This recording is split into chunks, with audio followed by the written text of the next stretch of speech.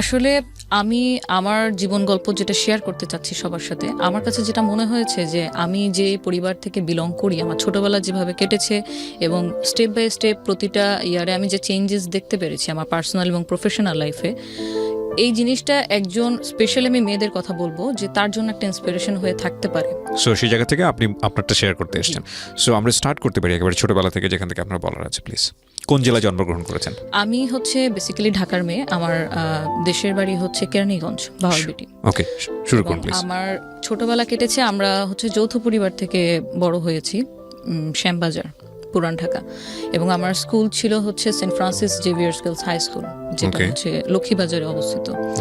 আমরা 4 বোন, আমাদের কোনো ভাই নেই। আমি হচ্ছে মেঝো। আমার বড় বোনের বিয়ে হয়ে গেছে অলমোস্ট 10 বছর, 2টা বাচ্চা আছে। তো আমার আব্বুরা হচ্ছে মানে সবাই খুব অবাক হয় যে আমার আব্বুরা খুব ফ্যামিলি আর কি খুব বড়। আমার আব্বুরা 10 ভাই 1 বোন। আমার আব্বু হচ্ছে মেঝো, আমিও মেঝো সন্তান। তো ছোটবেলার আপনার সবকিছুই খুব সুন্দর গোছানো ছিল, মানে একসাথে বেড়ে ওঠা, কাজিনদের সাথে খেলাধুলা করা। পুরান ঢাকাতে কি এটা? পুরান ঢাকা। ওকে। তো ওখানে তো প্রচুর মানে উৎসব জারি হোক না কেন সবকিছুতে একটা আমেজ লেগেই থাকে। পৌষ সংক্রান্তিও আমরা খুব ভালো মতো পালন করি।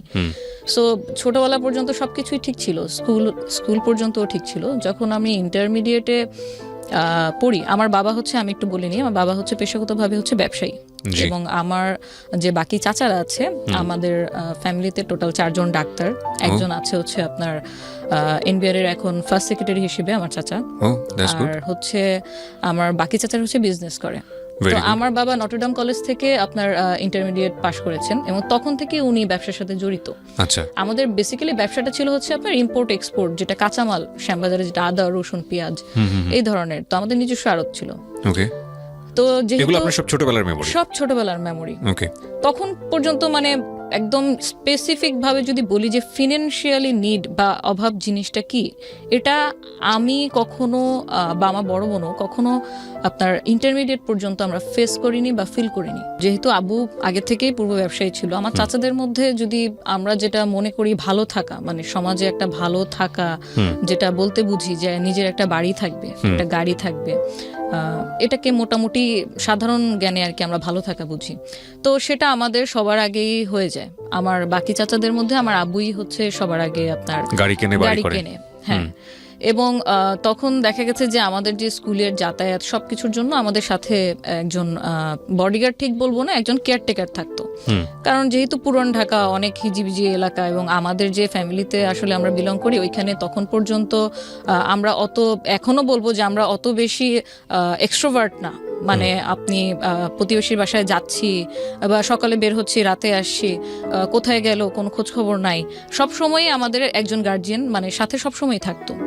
যাওয়ার ক্ষেত্রে কোনো বাইন্ডিংস নেই, বাট সবসময় থাকতো। তো তখন থেকে দেখা গেছে যে আমরা দেশের বাইরে কখনো যাওয়া হয়নি। আব্বু যেহেতু ব্যবসায়ী ছিল, খুবই ব্যস্ত থাকতো, বাট আমরা অলমোস্ট দেখা গেছে যে আমি ইন্টারমিডিয়েট পর্যন্ত অলরেডি 5-6 বার কক্সবাজার ঘুরতে চলে গেলাম, সিলেটে চলে গেলাম চাচাদের সাথে। তো এই ধরনের মেমোরিগুলো ছিল। আর আমাদের টিফিন কস্ট যেমন যদি বলি, আমারটা আমি আপনার স্কুলে যখন যাই, আমার যে ক্লোজ ফ্রেন্ড সার্কেল ছিল 5-6 জন, এদেরকে নিয়ে আমি কখনো একা খেতে পছন্দ করতাম না। তো পকেট মানি যেহেতু আব্বু দিত, তো তখন আব্বুর কাছে চেয়েই নিতাম যে আজকে আমরা এটা খাবো এটা খাবো। প্রতিদিনই দেখা গেছে যে আমরা টিফিন পিরিয়ডে তো টিফিন খাচ্ছি, দেন ছুটির পরেও আবার একটা আড্ডা হতো। তো এই নিয়ে মানে সবসময় হচ্ছে একটু দ্বিধাদ্বন্দ্ব থাকতো যে কি ব্যাপার, ছুটি হয়ে গেছে, তুমি এখনো বাসা থেকে স্কুল থেকে ফিরছো না? যে আব্বু আমি এখন খাচ্ছি, আমি খেয়েই চলে আসতেছি। ততক্ষণ পর্যন্ত কেয়ারটেকার আমাদের সাথে, মানে যেটাকে মনে হয় যে আপনার সোনার চামচ মুখে দিয়ে জন্মগ্রহণ করা, একদম ওই ট্রিটমেন্টটাই আমি ছোটবেলা থেকে পেয়েছিলাম। হ্যাঁ। তো যখন ইন্টারমিডিয়েটে ভর্তি হই, আমার ইন্টারমিডিয়েট ছিল তো মতিঝিল আইডিয়াল কলেজ। আমরা তখন আমাদের একটা নোয়া গাড়ি ছিল আর একটা পাজেরো ছিল। নোয়া এবং পাজেরো 2টা গাড়ি ছিল। তা আব্বু অ্যাজ ইউজুয়াল আগের মতোই ব্যস্ত। আমাদের যেহেতু ছোটবেলাটা থেকেই আমরা দেখেছি আব্বুকে একজন প্রতিষ্ঠিত ব্যবসায়ী হিসেবে, সো ওই বয়সে আসলে আব্বু কি ব্যবসা করছে কার কার সাথে করছে, তার পার্টনার কয়জন, তার কত টাকা ঋণ আছে, বা তার কি কত টাকা সাকসেস আছে, তার ব্যাংক ব্যালেন্স কত, অ্যাসেট কি কি, এগুলো কিন্তু আমরা আসলে বুঝতে পারিনি, ইভেন কখনো জানতেও পারিনি। কারণ আব্বু যেহেতু খুব অল্প বয়স থেকে এন্টারপ্রেনার হয়ে গিয়েছিল, উনি বেসিক্যালি মেন ডিসিশনগুলো উনি একা একাই নিত। আচ্ছা। আর আমার আম্মুর কথা যদি বলি, আম্মু একান্তই পর্দানশীল এবং হচ্ছে আপনার ধার্মিক ছিল। সো আম্মুর সাথে আব্বু এই ধরনের ব্যবসায়িক আলাপচারিতা খুব একটা বেশি শেয়ার করতো না। আব্বুকে প্রায় দেখতাম যে হচ্ছে রাতে ঘুমাচ্ছে না, তো আমরা খুব মানে জিজ্ঞেস করতাম, জানার চেষ্টা করতাম, ঘুমের ট্যাবলেট নিচ্ছে, সবকিছু খাচ্ছে। আব্বুর আবার হার্টেরও প্রবলেম ছিল। মানে এরকম কখনো দেখেননি? এরকম কখনো দেখিনি, ওকে। কারণ সবসময় ব্যস্ততার মধ্যেই কেটেছে। তো উনি যেহেতু মানে আমাদের সাথে কিছু শেয়ার করতো না, আমরা তখন বয়সে অনেক ছোট, মাত্র মানে মেট্রিক পরীক্ষা দিয়ে ইন্টারে ঢুকেছি, আমাদের সাথে তেমন কিছু শেয়ার করতো না। হয়তো এই সেন্স থেকেও করতো না যে ও তো মেয়ে মানুষ, ও তো আমার ছেলে না, হয়তো ছেলে হলে শেয়ার করতো, এরকম হতে পারে। তো অনেক দিন মানে এরকম জিজ্ঞাসাবাদের পর যখন ডাইনিং টেবিলে খেতে বসি, একদিন ফোনে কথা বলছে, তখন কনভারসেশন এই পাশ থেকে আমি যতটুকু শুনে বুঝলাম যে কোনো একটা কারণে উনি কাউকে একটা চেক দিয়েছে অন্য কারো গ্যারান্টার হয়ে, এবং সে চেকটার টাকা অ্যাকচুয়ালি যার দেওয়ার কথা ছিল সে দিতে পারেনি। তখন আপনি ইন্টারে পড়েন? তখন আমি ইন্টারে পড়ি। আপনার বড় বোনের কি বিয়ে হয়ে গেছে? আমার বড় বোনের বিয়ে হয়নি। তখনও বিয়ে হয়নি? বিয়ে হয়নি। আচ্ছা, ওকে। তো আব্বুর যখন দেখলাম যে এই পাশ থেকে যখন শুনলাম যে এরকম কাউকে একটা চেক দিয়েছে, সেই চেকের এগেনস্টে এখন সে থ্রেট দিচ্ছে যে আপনি যদি টাকা গ্যারান্টার হয়েছেন, আপনি যদি না দেন তাহলে এটা তো আমরা কেস করে দিব। তো খুব বড় অ্যামাউন্টের, কোটি টাকার উপরে একটা চেক ছিল। তা এই অবস্থাতে যখন আব্বুকে আমি নিজে থেকে, আমি আব্বুর সাথে খুবই ফ্র্যাঙ্ক একদম ছোটবেলা থেকে। আমার ছোট বোনরা সবাই মানে আব্বুকে খুব ভয় করে বা শ্রদ্ধা করে, যেটাই করে, বাট আমি খুব ফ্র্যাঙ্ক। আমি সবসময় ওনার কোনো সমস্যা হচ্ছে কিনা বা আমার কোনো ডিমান্ড আছে কিনা এগুলো সবসময় সরাসরি বলতে পছন্দ করতাম। তো আব্বুকে যখন আমি সরাসরি জিজ্ঞেস করলাম যে হচ্ছে কোনো সমস্যা কিনা, তুমি কিসের চেকের ব্যাপারে কথা বলছিলাম, তো তখন বললো যে না কিছু না, এই একটু প্রবলেম হয়েছে আর কি। তো উনি এড়িয়ে যাওয়ার চেষ্টা করলো। তখন আমি বললাম না, তোমাকে আমি বেশ কিছুদিন ধরে দেখতেছি তুমি ঘুমাচ্ছ না, কেউ কি তোমাকে ফোনে কোনো থ্রেট করতেছে? তাহলে বলো, সলিউশন তো আছে। মানে বোনদের মধ্যে আপনি সবচেয়ে বেশি ফ্রি ছিলেন? মানে এই ধরনের কোশ্চেন তো বড় বোনের করার কথা। বড় বোনের করার কথা, এক্স্যাক্টলি, কিন্তু আমি আব্বুর সাথে বেশি ফ্র্যাঙ্কলি ছিলাম সব ব্যাপারে। তো আব্বু তখন বললো যে, তখন আমার সাথে শেয়ার করলো ঘটনা যে এরকম আমি তো একজনের উপকার করতে গিয়ে এখন আমি ফেসে গেছি। তো এখন দেখা যাচ্ছে যে ও টাকা তার দিচ্ছে না, এখন তারা আমাকে থ্রেট করছে যে হচ্ছে যদি না করি তাহলে চেকের মামলা হয়ে যাবে। এর মধ্যে একটা ছোট করে বলে রাখি, আমাদের মানে বিজনেস পারপাসে আব্বু ব্যাংক থেকে লোন নিয়েছিল বেশ কিছু অ্যামাউন্টের। তো ব্যাংক থেকে লোন নেওয়ার পরে সেই লোন এরকম বাড়তে বাড়তে বছরে বছরে বাড়তে বাড়তে প্রায় আপনার 24 কোটি টাকার কাছাকাছি চলে গিয়েছিল। ও, এটা আপনারা কেউ জানতেন না? আমরা জানতাম না, মাই গডনেস। কারণ এটা তো আমি যখন আরো ছোট, তখন থেকে হচ্ছে। আচ্ছা, তখন থেকে হচ্ছে? হ্যাঁ, তখন থেকে অলরেডি হচ্ছে। মানে আমি ইন্টারের পরেই আমার মেন হচ্ছে আপনার মানে ক্রাইসিসটা শুরু হয়, সবকিছু আস্তে আস্তে খোলাসা হতে থাকে। ওই পর্যন্ত আমরা কিছুই জানতাম না। ওকে। তো আব্বু তখন বললো যে না এরকম কিছু প্রবলেম হয়, সমস্যা নেই, আমি কথা বলে এটাকে আমি সর্ট আউট করে নিব। একদিন 2 দিন আবার গেল, 3 দিনের দিন আবার যখন দেখলাম এখনো তাকে ফোনে মানে কন্টিনিউ কিছু লোক মানে হয়তো হুমকি ধামকি দিচ্ছে, তখন আমি বললাম ব্যাপারটা আমি আবার আমার দাদার সাথে চাচাদের সাথে শেয়ার করার জন্য আব্বুরে বললাম যে আচ্ছা ঘটনাটা কি আমাকে বলো, আমরা কোন একটা সর্ট আউট তো করবো। এখন এখানে যদি তোমারও কোনো ফল্ট থেকে থাকে বা যারই ফল্ট, এটা একটা সর্ট আউট করতে হবে। এভাবে ঝগড়াঝাটি করে তো আসলে ঝামেলা বাড়বে, ঝামেলা কমবে না। তো ওইখান থেকে দেখা গেলো যে হ্যাঁ, আবু বললো যে অমুকের কাছ থেকে আমি চেকটা আমি দিয়েছিলাম, কিন্তু এখন তো ওই উল্টা আমাকে থ্রেট দিচ্ছে। তো এই জিনিসটা যখন আমি চাচাদের সাথে শেয়ার করি, তখন আমি শেয়ার করতে গিয়ে দেখলাম যে হচ্ছে মানে আমার মাথায় আকাশ ভেঙে পড়ার মতো। এই জন্য আমি শেয়ার করতে গিয়েছিলাম ধরেন 5% একটা প্রবলেমের কথা, কিন্তু গিয়ে জানতে পারি অলমোস্ট 80% একটা প্রবলেম নিয়ে আমরা অলরেডি চলছি, মুভ করছি। মানে বিষয়টা হচ্ছে এরকম যে আমার শরীরের কোনো একটা জায়গায় ছোট্ট একটা কিছু হয়েছে বলে আমি ডাক্তারের কাছে গিয়েছি, কিন্তু গিয়ে দেখি যে ক্যান্সার হয়ে বসে আছে। সঠিক। হ্যাঁ। এবং যখন মানে দেখলাম যে আব্বু এত কিছু শুরু থেকে আমাদের কাছে মানে হাইডের পর হাইড করে আসতেছে, আমরা জানি না। আমাদের যে বাসাটা ছিল, নিজেদের বাড়ি ছিল যেটা শ্যামবাজারে 9 তলা বিল্ডিং ছিল, আব্বু পাকিস্তান থেকে মার্বেল পাথর ইম্পোর্ট করে ওই বাসাটা বানায়। My goodness. ওটার নিচেই আমাদের আড়ত ছিল। সেই বাসাটার এগেনস্টে অলরেডি আপনার মানে নিলামের নোটিশ চলে আসছে পত্রিকাতে লোনের এগেনস্টে। যে যদি লোনটা শোধ না করেন টাইমলি, অলরেডি তো চেকের ব্যাপারটা ছিলই একটা মাইনর জিনিস, বাট এটা যখন জানতে পারি যে পত্রিকাতে চলে আসছে নিলাম হবে, এটা তো মানে সেই লেভেলের একটা বদনাম। বিশেষ করে আমাদের মতো ফ্যামিলি, আমরা তো ওখানে আমাদের ব্যবসা, আমার দাদা 1964 থেকে ব্যবসা করে, সো ওখানে আমরা খুবই রিনোন। তো যখন এটা জানলাম, আমার জাস্ট এটাই মনে হচ্ছিল যে তাহলে আমাদেরকে কেন বলা হয় নাই, আমরা তো অ্যাটলিস্ট হয়তো কিছু করতে পারতাম না, বাট একটা সাজেশন মেয়ে হিসেবে যতটুকু গাইডলাইন দেওয়ার কথা ততটুকু তো দিতে পারতাম, যতটুকুই নলেজে ছিল। তো এটা জানার পর তো তখন আব্বুকে গিয়ে আবার যখন বাসা ব্যাক করলাম, বাসা ব্যাক করে আব্বুকে বললাম, আব্বু এই ঘটনা, তাহলে আমাদেরকে কিছু বলো নাই কেন? বলে তোরা টেনশন করবি এই জন্য বলিনি। আমাকে তোরা টেনশন করবি, আমরা যে তোমার 4টা মেয়ে, আম্মু আছে, আমাদের যদি আজকে বাড়িটা মাথার উপর থেকে ছাদটা যদি সরে যায়, আমরা যাব কোথায়?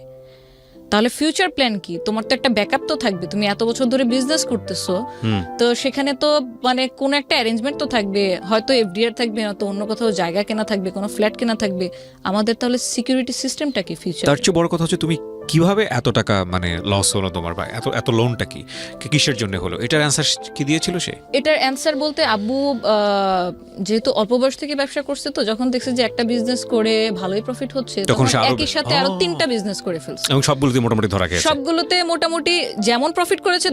ব্যবসা আসলে হয় কি, যে লাভ হলে 500 টাকা লাভ হয়, লস হলে বা 5000 টাকা একসাথেই লস হয়। ট্রু। জাস্ট এই কারণেই আপনার ওই ব্যাংক লোনে যাওয়ার কারণে আমার দাদার সবসময় নিষেধ ছিল যে ব্যাংকে লোন করো না, কারণ এটা আমাদেরকে মানায় না, সবাইকে ব্যাংক লোন মানায় না। তো উনি জানায়ও নেই যে উনি ব্যাংক লোন করছে। তো অনেক কিছুর ব্যাপারের কারণে উনি অনেকের কাছে ইনফরমেশন হাইড করে গেছে। কিন্তু এই যে আমার যে একটা ইনসিকিউর আমি ফিল করলাম তখন, যে আমাদেরকে জানাও নাই, তাহলে এখন যদি বাসাটা সত্যি সত্যি নিলাম করে দিতে হয় বা কাউকে সেল করে দিতে হয়, আমরা কোথায় যাব? রাইট। তখন আব্বুর কাছে এটার কোনো অ্যান্সার নাই। অ্যান্সার এই জন্য নাই যে উনি ভাবছে যে ব্যাংক ব্যালেন্স তো আছে, আমরা কোথাও না কোথাও যাব, কোথাও না কোথাও গিয়ে উঠবো। বাট এই যে একটা ট্রিপ্লেক্স বাসা, 9তলা বিল্ডিং, যেটা বানাতে খরচ হয় আনুমানিক 10 কোটি টাকার কাছাকাছি, কিন্তু পরে বদনামের ভয়ে কারো কাছে সেল করে দিলাম 2.25 কোটি টাকা, মানে মাত্র 2.25 কোটি টাকায়। তো এখানে তো অলমোস্ট লস। আমি যদি এখান থেকে প্রফিট করে বের করতে পারতাম, তাহলে আমার সেকেন্ড কোন অ্যাড্রেস আমি করতে পারতাম। সো এটা আপনার ইন্টারমিডিয়েটে পড়া অবস্থায় ঘটনা? ইন্টারমিডিয়েটে পড়া অবস্থায় ঘটনা। ওকে। তারপরে আমরা এখন যেহেতু বাসা সেল করেই দিতে হবে, আমরা চাচ্ছি না যে এটা পত্রিকাতে উঠে নিলাম হোক, কারণ এটা বদনাম হয়ে যাবে। তখন গিয়ে আমরা আশ্রয় নিই আমাদের দাদি বাসায়, যেখানে আমরা বড় হয়েছি, যেখানে অলরেডি আমার চাচারাও থাকছিল। তো ওখানে অলমোস্ট কোনো কিছুই, কোনো প্ল্যানিং সে করেনি, শুধু বিজনেসই করে গিয়েছে। তো 2 বছর দাদি বাসায় থাকার পরে আমাদের পড়ালেখার পারপাসে, ততদিনে আমার ইন্টারমিডিয়েট শেষ, আমি ইন্টারমিডিয়েটে ভর্তি হয়েছিলাম, 2 বছরের ইন্টারমিডিয়েট শেষ। তখন আমি অনার্সে ভর্তি হবো ঢাকা সিটি কলেজে। তো ডিস্টেন্সটা অনেক বেড়ে যায়, যে এখান থেকে আবার ধানমন্ডি এসে ক্লাস করতে হবে। আমার বড় ততদিনে কি হয়েছে, আপনার বাবার বিজনেস সম্পূর্ণ গুটিয়ে নিয়েছে? তখন বিজনেস যেটা ছিল আমাদের আড়তের, সেটা সম্পূর্ণ নেই, এবং উনি ট্রাই করছিল ওনার যেটা আপনার ফিক্সড টাকা আছে সেটা দিয়ে নতুন কোনো ব্যবসা দাঁড় করানোর, পার্টনারশিপে অন্য কারোর সাথে। এরকম কন্টিনিউ উনি ট্রাই করে যাচ্ছে, যেটাই ট্রাই করছে সেটা ফল হচ্ছে, যেটাই ট্রাই করছে সেটা ফল হচ্ছে। এটার মধ্যে মানে শুধুমাত্র যে লোনের কারণেই আব্বু মানে ডুবে গেছে সেটা বলবো না, এখানে আপনার 50% দায়ভার ওরকম মানুষেরও আছে যারা হয়তো, আব্বু এরকম ছিল, আব্বুর নামই অনেকে দিয়ে দিয়েছিল যে আপনি তো হাতেম তাই, যেই হেল্প চেতে আসে আপনি তাকেই হেল্প করেন। আচ্ছা। আপনি কোনো প্রমাণ ঘেটে দেখেন না যে আসলেই কি সে নিডি কিনা। আচ্ছা। কেউ একজন এসে কান্না করলো আপনার সামনে, আপনি 2 হাত ভরে ড্রাই করে যা আছে আপনি দিয়ে দিলেন। তো এই যে আব্বুর অনেস্টির একটা মিসইউজ, এটা কিন্তু উনি আমাদেরকে না জানায় অনবরত করে গেছে। নয়তো একটা মানুষ এত বছর ব্যবসা করছে, এতগুলো টাকা ওনার মানে ওইখান থেকে রেভিনিউ আসছে, তাহলে টাকাটা নিয়ে কেন কোনো ফিউচার প্ল্যানিং হয়নি? উনি কন্টিনিউ এই জিনিসগুলো করে গেছে, যে এই টাকা চাইছে আমার আজকে বাচ্চার অপারেশন করতে হবে, বা আমার ব্যবসা ডুবে গেছে, আমি একটা নতুন স্টার্ট আপ করবো, সেই ক্ষেত্রে আমাকে কি হেল্প করতে পারেন? এই মানে দান খয়রাতগুলো উনি কন্টিনিউ করে গেছে। এবং কারোর জন্য যদি আমি কোনো কিছু করি, সেটা যদি লোন হিসেবে হয়, সেটার এগেনস্টে তো একটা দলিল বা একটা ডকুমেন্ট কিছু একটা তো আমার থাকবে, যেহেতু সেটা আমি ফিডব্যাক পাবো। আব্বুর কোনো লোনের এগেনস্টে যাদেরকে লোন দিয়েছে কোনো ডকুমেন্ট ছিল না। সো যখন তাদের অবস্থা ভালোর দিকে চলে যায়, তখন কিন্তু তারা আব্বুকে চিনে নাই। ওকে। তখন একদম মানে টোটালি অপোজিট হয়ে গেছে, কয়েন ঘুরে গেছে, তখন তারা আব্বুকে চেনে না। অলরেডি তো আব্বুর ব্যবসা ডাউন, এখন সে অনবরত স্ট্রাগল করছে কিভাবে, কারণ সংসার তো চালাতে হবে, তার 4টা মেয়ে। তখন আপনার বড় বোনের বিয়ে হয়নি? তখন আমার বড় বোনের বিয়ে হয়নি। আমি যখন সিটি কলেজে অনার্সে ভর্তি হই, তো অনার্সের সেকেন্ড ইয়ারে পড়াকালীন সময় আমার বড় বোনের বিয়ে হয়। তো আমার তো আগে ছিল পুরান ঢাকায় স্কুল, আমি যাতায়াত করতাম আমার নিজস্ব গাড়িতে। কিন্তু এখন সিনারিওটা পুরোটা মানে একটা সিনেমার মতো আর কি চেঞ্জ হয়ে গিয়েছে, যে এখন আমরা থাকি পুরান ঢাকায়, বাট আমাকে ক্লাস করতে যেতে হচ্ছে সিটি কলেজে। আমার বোন তখন পড়তো আপনার স্ট্যামফোর্ডে এনভায়রনমেন্টাল সায়েন্সে। তো যাতায়াত ব্যবস্থার জন্য আমাদের দাদি বাসায় যতগুলো গাড়ি ছিল আসলে সব চাচারাই যার যার পার্সোনাল গাড়ি ইউজ করতো। যে ডাক্তার সে তার গাড়ি নিয়ে বের হয়ে যাচ্ছে, যে ব্যবসায়ী সে তার গাড়ি নিয়ে বের হয়ে যাচ্ছে। তো এই কমিউনিকেশন গ্যাপটা কিভাবে ইরেজ করা যায় সবকিছুই দেখা গেল যে একটা টানাপোড়ার মধ্যে চলে আসতেছে।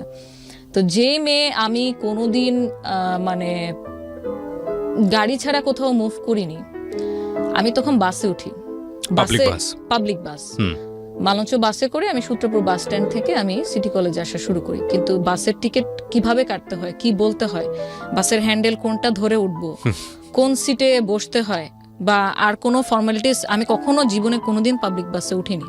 বাসে ওঠার এক্সপিরিয়েন্স দুবারই হয়েছে, যেটা আমি মানে আমার স্কুল থেকে আমাদেরকে স্টাডি ট্যুরে পিকনিকে নিয়ে যেত তখন। সো আমি ওইখান থেকে যখন যাতায়াত শুরু করি, আমি গাড়ির ব্যবস্থা যখন সাপোর্টটা দাদি বাসার থেকে পাইনি বলবো না, পেয়েছি সময়ে অসময়ে, কারণ যেহেতু সবাই পার্সোনাল গাড়ি ইউজ করে সবসময় ওরকম হতো না। তো আমার ক্লাস থাকতো ধরেন সকাল 8:45-টার মধ্যে, 7:30-টার মধ্যে ক্লাস শুরু হয়ে যাবে এবং 1টার মধ্যে ক্লাস শেষ। বাট সেই আমাকে উঠতে হতো ভোর 6টায়, আমি বাস কাউন্টারে গিয়ে তারপর হচ্ছে বাসের টিকিট কেটে আমি 5:45-টার মধ্যে ক্লাসে উপস্থিত। এবং আমাদের সিটি কলেজের রুলসটা এত স্ট্রিক্ট ছিল যে 85% যদি আমার প্রেজেন্ট না থাকে সেক্ষেত্রে আমাকে পরীক্ষাতে অ্যালাউ করা হবে না। এবং ছুটির পরে আমি আবার আমার ভাড়া বাঁচানোর জন্য, কারণ তখন অলরেডি কিন্তু আমি ফেস করতেছি, আমি যে আগে আব্বুর কাছ থেকে পকেট থেকে 200 টাকা 300 টাকা নিয়ে গিয়ে ফ্রেন্ডদের নিয়ে টিফিন করতাম, আমি এখন আমার টিফিনের খরচ বাঁচানোর জন্য আমি আসার সময় দেখা গেছে যে আমি আর বাস ইউজ করছি না, কারণ আমার 8 নম্বর চাচি তখন পপুলার মেডিকেলে। তো আমি স্টার কাবাব যেটা আছে ধানমন্ডিতে সিটি কলেজের পাশেই, ক্লাস শেষে 1টা থেকে বিকেল 5টা পর্যন্ত স্টার কাবাব বেকারিতে আমি ওয়েট করতাম। তো ওয়েট করতে করতে দেখা গেছে যে মানে এতক্ষণ তো আসলে একা একা বসে থাকা যায় না, গেলাম কিছু খেলাম, কিন্তু কতক্ষণ আর এভাবে বসে থাকবো, ব্যাগ নিয়ে কখনো কখনো ঘুমিয়েও যেতাম। এই জিনিসটা আমার সাথে রিপিটেশন চলতে থাকে অলমোস্ট 5 বছর অনার্স চলাকালীন সময়। তো তখন দেখা গেছে প্রতিদিনে যদি আমার 30 টাকা বা 40 টাকা করেও আমার টিকিটের খরচটা আমি বাঁচাই, সেটা আমি পরবর্তীতে আমি আরেকদিন টিফিন করতে পারছি। বা আমার যে টিউশন গুলো আছে, আমি অ্যাকাউন্টিং টিউশন পড়তাম, আমার ফাইন্যান্স পড়তে হইতো, ওই টিউশন ফি গুলো আমার দেখা গেছে যে ওখান থেকে ম্যানেজ হতো। কারণ তখন পর্যন্ত আব্বু মানে ওই যে বলে না, মানুষ যদি আপনার নিচু থেকে উপরে ওঠে তাহলে যে স্ট্রাগলটা করতে হয় সেটা একমুখী, কিন্তু যখন মানুষ একবার উঠলো আবার পড়ে গেল এবং তখন তাকে মানিয়ে চলার যে একটা ব্যাপার, ভয়ঙ্কর, এইটা আসলে মানে ভাষায় বলা যাবে না, এক্সপ্লেইন করার মতন, এটা ভয়ঙ্কর থেকেও ভয়ঙ্করতম জিনিস। কারণ আমি যেখানে আগে টিফিন কিনতে যেতাম, যে আমি যা পছন্দ হতো, যেটা খেতে মন চেত আমি কিনতাম, এখন আমার টিফিন কিনতে গেলে আমার হিসাব করতে হচ্ছে আমার কাছে কত টাকা আছে, এবং আজকে যদি আমি এটা কিনি, It's true, absolutely it's true, cause আমি বুঝতে পারছি আপনার ফিলিংসটা কী হতে পারে। এই জন্যই আমাদেরকে সবসময় একটা কথা মনে রাখা দরকার, সেটা হলো যে আমরা যে সিচুয়েশনেই বিলং করি না কেন, এটা যে কোনো মুহূর্তেই এটা এদিক ওদিক হয়ে যেতে পারে। বাট এই স্টোরি থেকে দুর্দান্ত একটা লেসন আছে, আপনারা শেষ পর্যন্ত কন্টিনিউ করেন। এই লেসনের জায়গাটা আমি আপনাদের খুব স্ট্রংলি বলতে পারি যে ডেফিনেটলি এখানে আছে, এবং শেষ পর্যন্ত আমরা শুনলে বুঝতে পারবো যে আসলে কত বড় শিক্ষণীয় একটা গল্প এটা। বলেন তারপর। তো এইভাবে মানে চলতে থাকে, পড়ালেখা চালাতে থাকে, কারণ আমি অলরেডি তখন লাইফে কি হতে পারে বা কতটুকু আমি ফেস করতে যাচ্ছি সেটা অলমোস্ট কিছু হলেও টের পাচ্ছিলাম। আমি যখন সিটি কলেজে ভর্তি ফর্ম আনতে যাই, আমার কিন্তু সিটি কলেজে পড়ার বিন্দুমাত্র ইচ্ছা ছিল না, কারণ আমার ফ্রেন্ডরা ম্যাক্সিমাম আপনার হচ্ছে প্রাইভেট ভার্সিটি অথবা পাবলিক ভার্সিটি। তো পাবলিক ভার্সিটি যেহেতু পড়বো না, আমার মানে স্বপ্নে ছিলাম ব্র্যাকে বিবিএ করবো। কেন যেন ব্র্যাকের প্রতি একটা সফট কর্নার ছিল। তো আমি যখন অ্যাডমিশন ফর্ম নিতে যাই তখন অনেকটা আমি জোরপূর্বক যাই। আমার বড় বোনের সাথে আমি ব্যাপারটা শেয়ার করি যে আমি ব্র্যাকে পড়তে যাচ্ছি। তো সে তখন আমার মানে চোখে আঙ্গুল দিয়ে দেখিয়ে দেয় যে দেখ, আমাদের তো মানে বাস্তব অবস্থা হচ্ছে এখন এরকম, 3 মাস পর পর সেমিস্টার ফি দেওয়া লাগবে, যেটা এখন পসিবল না। সো তোর পরে আরও 2টা বোন আছে, এখন খরচ টরচ যদি সব তোর মধ্যেই চলে যায় তাহলে বাকি 2টা বোনকে তো আর পড়ানো হবে না। So you sacrifice yourself. Sorry, it's okay, take your time, no problem.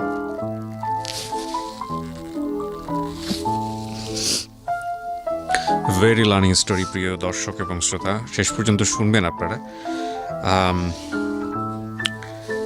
একটা মেয়ে বাংলাদেশে কি পারে এবং একজন নারী বাংলাদেশে কি পারে সেটা শিখতে হলে, জানতে হলে এই গল্পটা আমাদের শেষ পর্যন্ত শোনা উচিত। তারপর কি হলো? তারপর আমি তো ভর্তি হলাম, অ্যাকাউন্টিং আমার ফেভারিট সাবজেক্ট ছিল ইন্টারে থেকে, ইন্টারে ভর্তি হলাম যে ঠিক আছে, যদি আজকে আমি প্রাইভেট ইউনিভার্সিটিতে না পড়ার কারণে আমার বাকি 2 বোন ভালো টিউশন পায় তো আমি তো হ্যাপি। তো আমি ভর্তি হলাম, পড়ালেখার দিকে মনোযোগ দিলাম, কারণ যেহেতু আব্বুর অবস্থা এরকম, তখন পর্যন্ত উনি মানে ফিক্সড কোনো ইনকাম সোর্স বের করতে পারেনি। সেভিংস যা ছিল ওটাই ভেঙে ভেঙে ভেঙে এভরি সিঙ্গেল মোমেন্টসে আমরা চলতেছি। ফ্যামিলিতে একটা আর্থিক টেনশন, কি হবে এরকম একটা ব্যাপার, ফিউচারটা কোন দিকে যাবে, 4টা বোন এবং বাবার এই অবস্থা।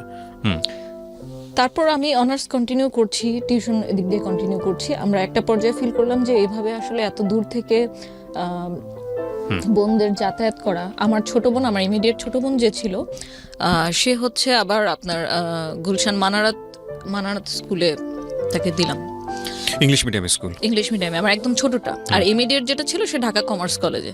তো প্রত্যেকটা ইনস্টিটিউশনই আমাদের পুরান ঢাকা থেকে খুব দূরে। তো পড়াশোনার তাগিদেই মেনলি আমরা তখন মোহাম্মদপুর শিফট হয়ে যাই। ওকে। মোহাম্মদপুর শিফট হওয়ার পরে আমার বড় বোনের বিয়ে। মোহাম্মদপুর যে শিফট হয়ে আমরা যে বাসাটায় উঠি ইকবাল রোডে, বাসা ভাড়া ছিল মান্থলি 50,000 টাকা, এবং আপনার সার্ভিস চার্জ বাকি অ্যাডিশনাল ইউটিলিটি সবকিছু মিলে অলমোস্ট আরো 5,000, মানে 55,000 টাকার মান্থলি। মানে এখানে একটা আমাদের প্রশ্ন আসতে পারে দর্শকদের, যে যেহেতু আপনাদের ওই পরিমাণ এফোর্ট ছিল না, তাহলে এত হাইলি মানে ভাড়া দিয়ে এত দামি বাসায় কেন ওঠা দরকার? আচ্ছা, এই ব্যাপারটা টোটালি মানে আমি ব্লেম ঠিক বলবো না, মানে ডিসিশন মেকার ছিল আমার আব্বু। আচ্ছা, আমার আব্বু সবসময় আমাদেরকে যেভাবে লালন পালন করে মানে বড় করেছে ওটাই রাখতে চাইতো। মানে আমার মেয়েরা কষ্ট করবে, তাদের কষ্ট হবে। ইভেন আমি যে বাস জার্নি করি এটা আব্বুর পছন্দ ছিল না। আব্বু চাইতো যে আমি সবসময় সিএনজি দিয়ে আসি, কিন্তু আমি তো জানি, আমি তো ক্যালকুলেট অলরেডি করছি যে আমি যদি প্রতিদিন পুরান ঢাকা থেকে 300-350 টাকা সিএনজি ভাড়া দিয়ে আসি, তাহলে আমার মান্থলি আমার পিছনে শুধু সিএনজি ভাড়া কত চলে যাচ্ছে। এবং সেটা যদি আমি কিছুটা হলেও সেভ করতে পারি, ওটা তো আমি আরেকটা কাজে, আমার হয়তো কোনো একটা কোচিং এর কাজে আমি ইউজ করতে পারবো। তো সেই জন্য দেখা গেছে আমি কোনো না কোনো ভাবে ওনাকে কনভিন্স করে নিয়েছি। আব্বু কখনো চাইনি যে আমরা যেখানে আমরা ট্রিপ্লেক্স বাসায় থেকে অভ্যস্ত সেখান থেকে সরাসরি একটা ফ্ল্যাটে চলে আসলাম, একটা 1400 স্কয়ার ফিট ফ্ল্যাটে, যেখানে আমার আব্বুর টোটাল মানে সংসার জীবনের যা কিছু ছিল সমস্ত কিছু অলমোস্ট আপনার মানে ওখান থেকে 60% সেল করে দিয়েছে, নয়তো কাউকে দান করে দিয়েছে, কারণ সব জিনিস তো আর মুভ করা সম্ভব হবে না। তো একটা ফ্ল্যাটের মধ্যে আমরা উঠলাম ইকবাল রোডে।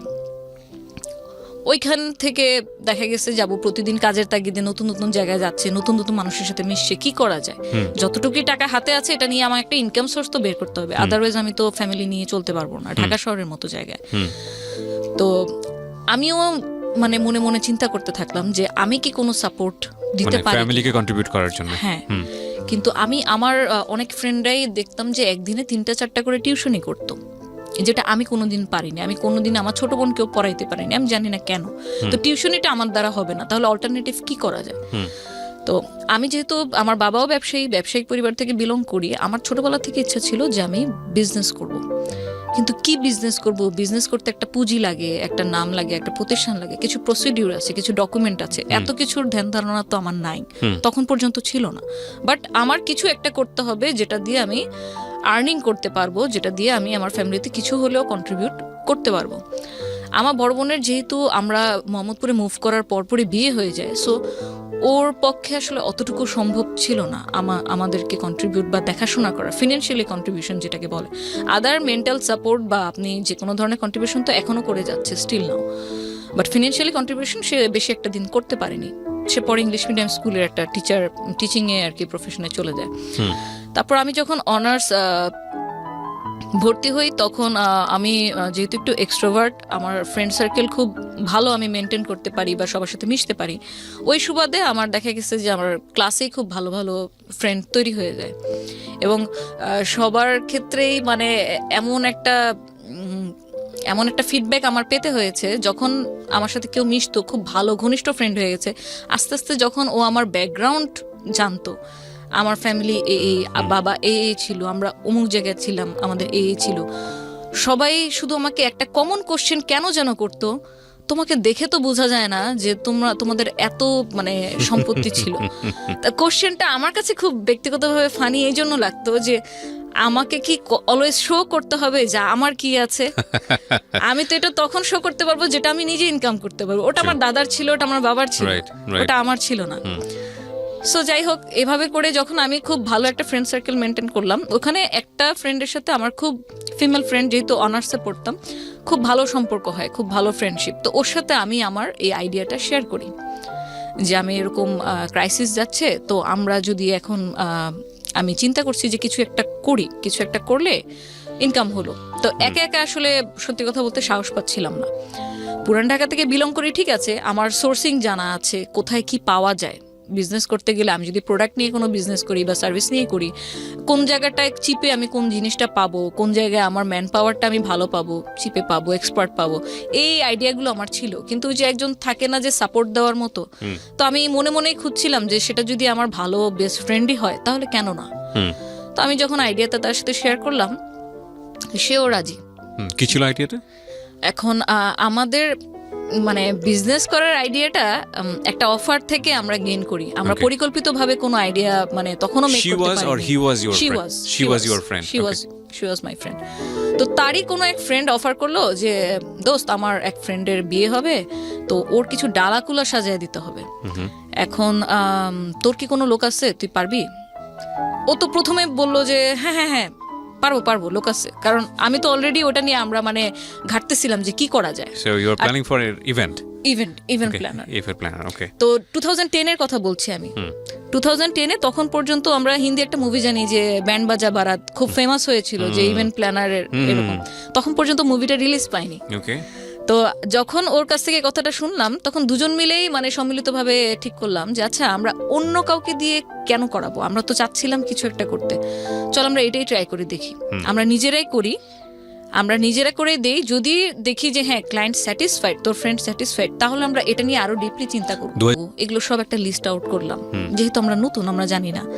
তো পরে গাউসিয়া গেলাম, চকবাজার গেলাম, কোথায় ডালা পাবো, কোথায় কুলা পাবো, ভিতরে কি কি দিতে হয়, ওই জিনিসগুলো যদিও সে দিত, বাট ওগুলো সাজাবো কোন ওয়েতে, এটা মেয়ের ডালা না ছেলের ডালা, কালার কি কি দিলে ভালো হয়, কালার কোড আছে কিনা।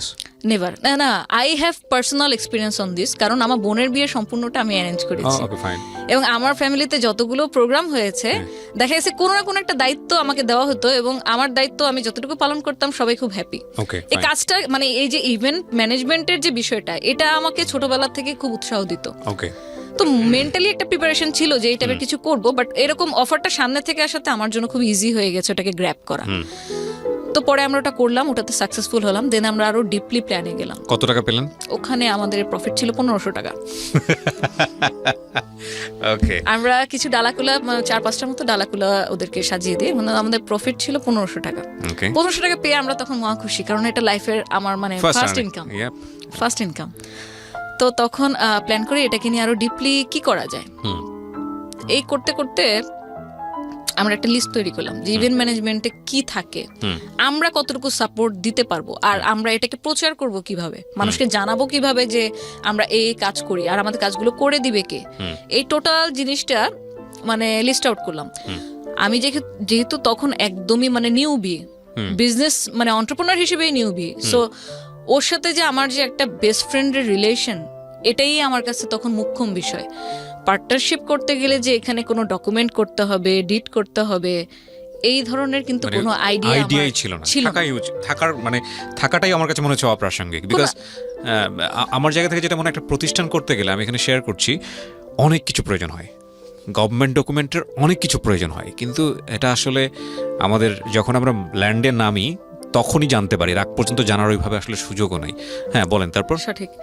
তো পরে যেহেতু ওর সাথে আমার বিশ্বাসের সম্পর্ক, এর চেয়ে বেশি আমি আর কিছু বলতে পারবো না, মানে যেখানে একদম অটুট বিশ্বাস, সে বিশ্বাস নিয়ে আমরা আগাই। ওর সাথে আমি পার্টনারশিপ করি, আমরা 50-50% নিতাম। তো আমিও খুঁজে খুঁজে ওকে নিয়ে একদম প্রত্যেক জায়গায় ঘুরি যে আমাদের যদি ওয়েডিং এর কাজ আসে আমরা কোন কারিগর দিয়ে করাবো। তখন আমরা বিভিন্ন মার্কেটে যাই, মার্কেটে গিয়ে কারা কারা এই কাজগুলো করছে, কারা কোন রেটে দিচ্ছে। একই ডিজাইন আমরা দেখা গেছে যে ট্যাবলেটে নিয়ে বা মোবাইলে নিয়ে 10টা দোকানে দেখাচ্ছি। তো যে কারিগর রেটটা কম দিচ্ছে, তুলনামূলকভাবে তার কাজের মান ভালো, আমরা আবার বিভিন্ন ভেনু রেকি করতাম। সাপোজ যে ওনারই কোনো ইভেন্ট চলছে, উনি হয়তো অফার দিল, ম্যাডাম আপনি যদি আমার কাজ দেখতে চান আইসেন। তো গিয়ে আমরা তখন দেখলাম যে হ্যাঁ ওনার কাজটা মোটামুটি কোয়ালিটিফুল, এটা আমি আমার ক্লায়েন্টকে দিতে পারি। তো এরকম ভাবে বিভিন্ন জাস্টিফিকেশন করে আমরা একটা টিম ক্রিয়েট করি যে আমাদের ওয়েডিং এর কাজ হলে ওকে দিয়ে করাবো, বার্থডের কাজ হলে ওকে দিয়ে করাবো, আর এই যে কনসালটেন্সির যে জিনিসটা এটাই থাকবে আমাদের প্রফিট। এবং এই পার্টটাতে দেখা গেছে যে টোটাল ক্লায়েন্টের সাথে যত ধরনের ডিলিংস, এই টোটালটাই আমার ফ্রেন্ড করছে। যে ক্লায়েন্টের সাথে যোগাযোগ করা, ফেসবুকে কেউ মেসেজ দিল তাকে রিপ্লাই দেওয়া, আমরা জাস্ট একটা ইনিশিয়াল ভাবে 22,000 টাকার একটা ইনভেস্টমেন্ট নিয়ে নামি। এবং তখন যেহেতু ডিজিটাল মার্কেটিংটা কি এই ব্যাপারে কোনো জ্ঞান ছিল না, শুধু জানতাম কি ব্যবসা মানে হয়তো ফেসবুকে একটা পেজ খুললেই হয়ে যায়। তো এই 22,000 টাকা দিয়ে আমরা ভিজিটিং কার্ড করি, আমরা আমাদের বিভিন্ন ভলেন্টিয়ার করব, তাদেরকে দিয়ে লিফলেট বিলি করাবো বিভিন্ন কলেজের সামনে, স্কুলের সামনে, কোচিং এর সামনে, ওদের জন্য টি শার্ট বানাই, লিফলেট বানাই। প্রতি শুক্রবারে জুম্মার সময় আমরা ওইখানে মসজিদের সামনে লিফলেট বিলি করাই। ইভেন কখনো এমনও হয়েছে যে আমি আর ও সরাসরি নিজেই দাঁড়িয়ে লিফলেট দিচ্ছি, যেটা আমার ফ্যামিলিতে কেউ কোনোদিন, মানে আজকে যা আমি বলবো তা হয়তো আমার ফ্যামিলির মানুষ আজকেই আমার কাছ থেকে প্রথম শুনবে, তার আগ পর্যন্ত শুনে নেই। তো বসুন্ধরা সিটির মতো মার্কেট, বসুন্ধরা সিটির সামনে দাঁড়িয়ে আমি মানে নিজে দাঁড়িয়ে লিফলেট বিলি করেছি। কারণ তখন যদি আমার জায়গায় আমি আরেকটা ভলেন্টিয়ারকে নিয়োগ করি, তাকে তো কিছু একটা টাকা আমাকে দিতে হবে। তো এভাবে করে মার্কেটিং যখন আমরা করি, আমরা লাকি ছিলাম যে আমরা আমাদের উদ্যোগটা নিয়ে ফেব্রুয়ারি মাসে, যখন অলমোস্ট বিয়ের একটা আমেজ চলে, প্রথম অবস্থাতে আমরা 2-3 জন ফ্রেন্ড সার্কেল থেকে আমরা কাজ পেয়ে যাই। তখন পর্যন্ত নাম দেওয়া হয়নি প্রতিষ্ঠানের নাম আমরা ভার্বালি একটা দিয়েছি, যেটা ফেসবুক পেজে ছিল, রোজ পেটাল ডেকোর, এই নামে আমাদের ফেসবুক পেজটা ছিল। তো তখন তো ইন্টারনেট বলতে যা বুঝি, আমার বাসায় যেহেতু পার্সোনালি 94 থেকে আমি কম্পিউটার ইউজ করি, তো ইন্টারনেটে ব্রাউজিং কিভাবে কোন ওয়েবসাইটে করব, কি কি পাওয়া যায়, মোটামুটি আমার ভালো একটা জ্ঞান ছিল। তো স্যাম্পল ডেকোরেশন, স্যাম্পল 1, স্যাম্পল 2, যেহেতু আমি কোনো কাজ করিনি, আমি নতুন, আমার নিজের কোনো পোর্টফোলিও নেই, তো ওরকম করে আমি কিছু ডিজাইন নামিয়ে আমরা আমাদের পেজটা সাজাই যে আপনি যদি কোনো কাজ করাতে চান আমরা এরকম করে দিতে পারবো। ফেসবুকে অনলি ফেসবুকে, আমাদের কোনো ওয়েবসাইটও ছিল না। তো পরে ওখান থেকে কিছু কাজ আসে, আমি যে অলরেডি কাজ শুরু করে দিলাম, আমি কাজ করছি, উইদিন 6 মান্থ আমার বাসায় কেউ জানতো না। এবং এটার কারণটা যদি বলি, আমি জানতাম যে এটা আমার বাসায় অ্যাকসেপ্ট করবে না।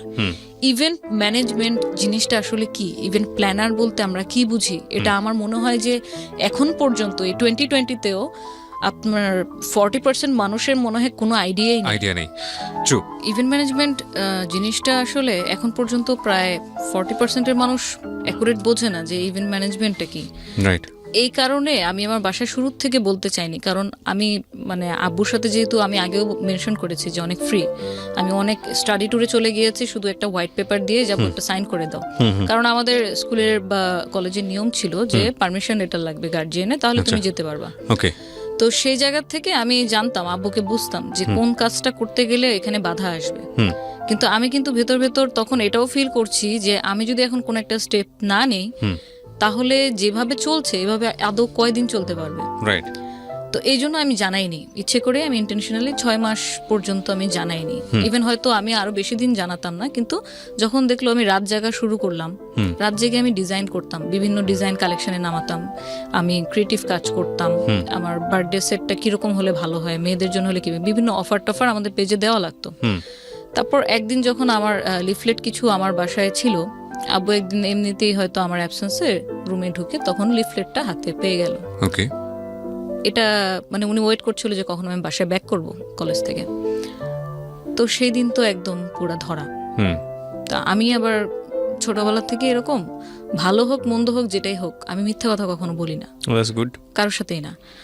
এখন যদি আমাকে মার খেতে হয়, বকা খেতে হয়, খাবো, কিন্তু মিথ্যা বলবো না, কারণ মিথ্যা 1 দিন 2 দিন 3 দিন আমাকে সেভ করবে। এরপরে সো আব্বুকে বললাম যে আব্বু আমি এরকম বিজনেস শুরু করছি। কিসের বিজনেস?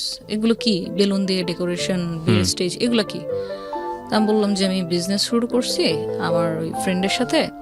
তো আমাদের এমনিতে কোথাও মুভ করতে হয় না, কারণ আমি তো জানি ওনার কনসেপ্টটা। আমি কোথাও যাচ্ছি, একা যাচ্ছি, গাড়ি ছাড়া যাচ্ছি, কোথায় যাচ্ছি, এগুলো নিয়ে তো উনি তো কনসার্ন হবে, এবং সেটা আমাকে করতে দিও না 100% শিওর।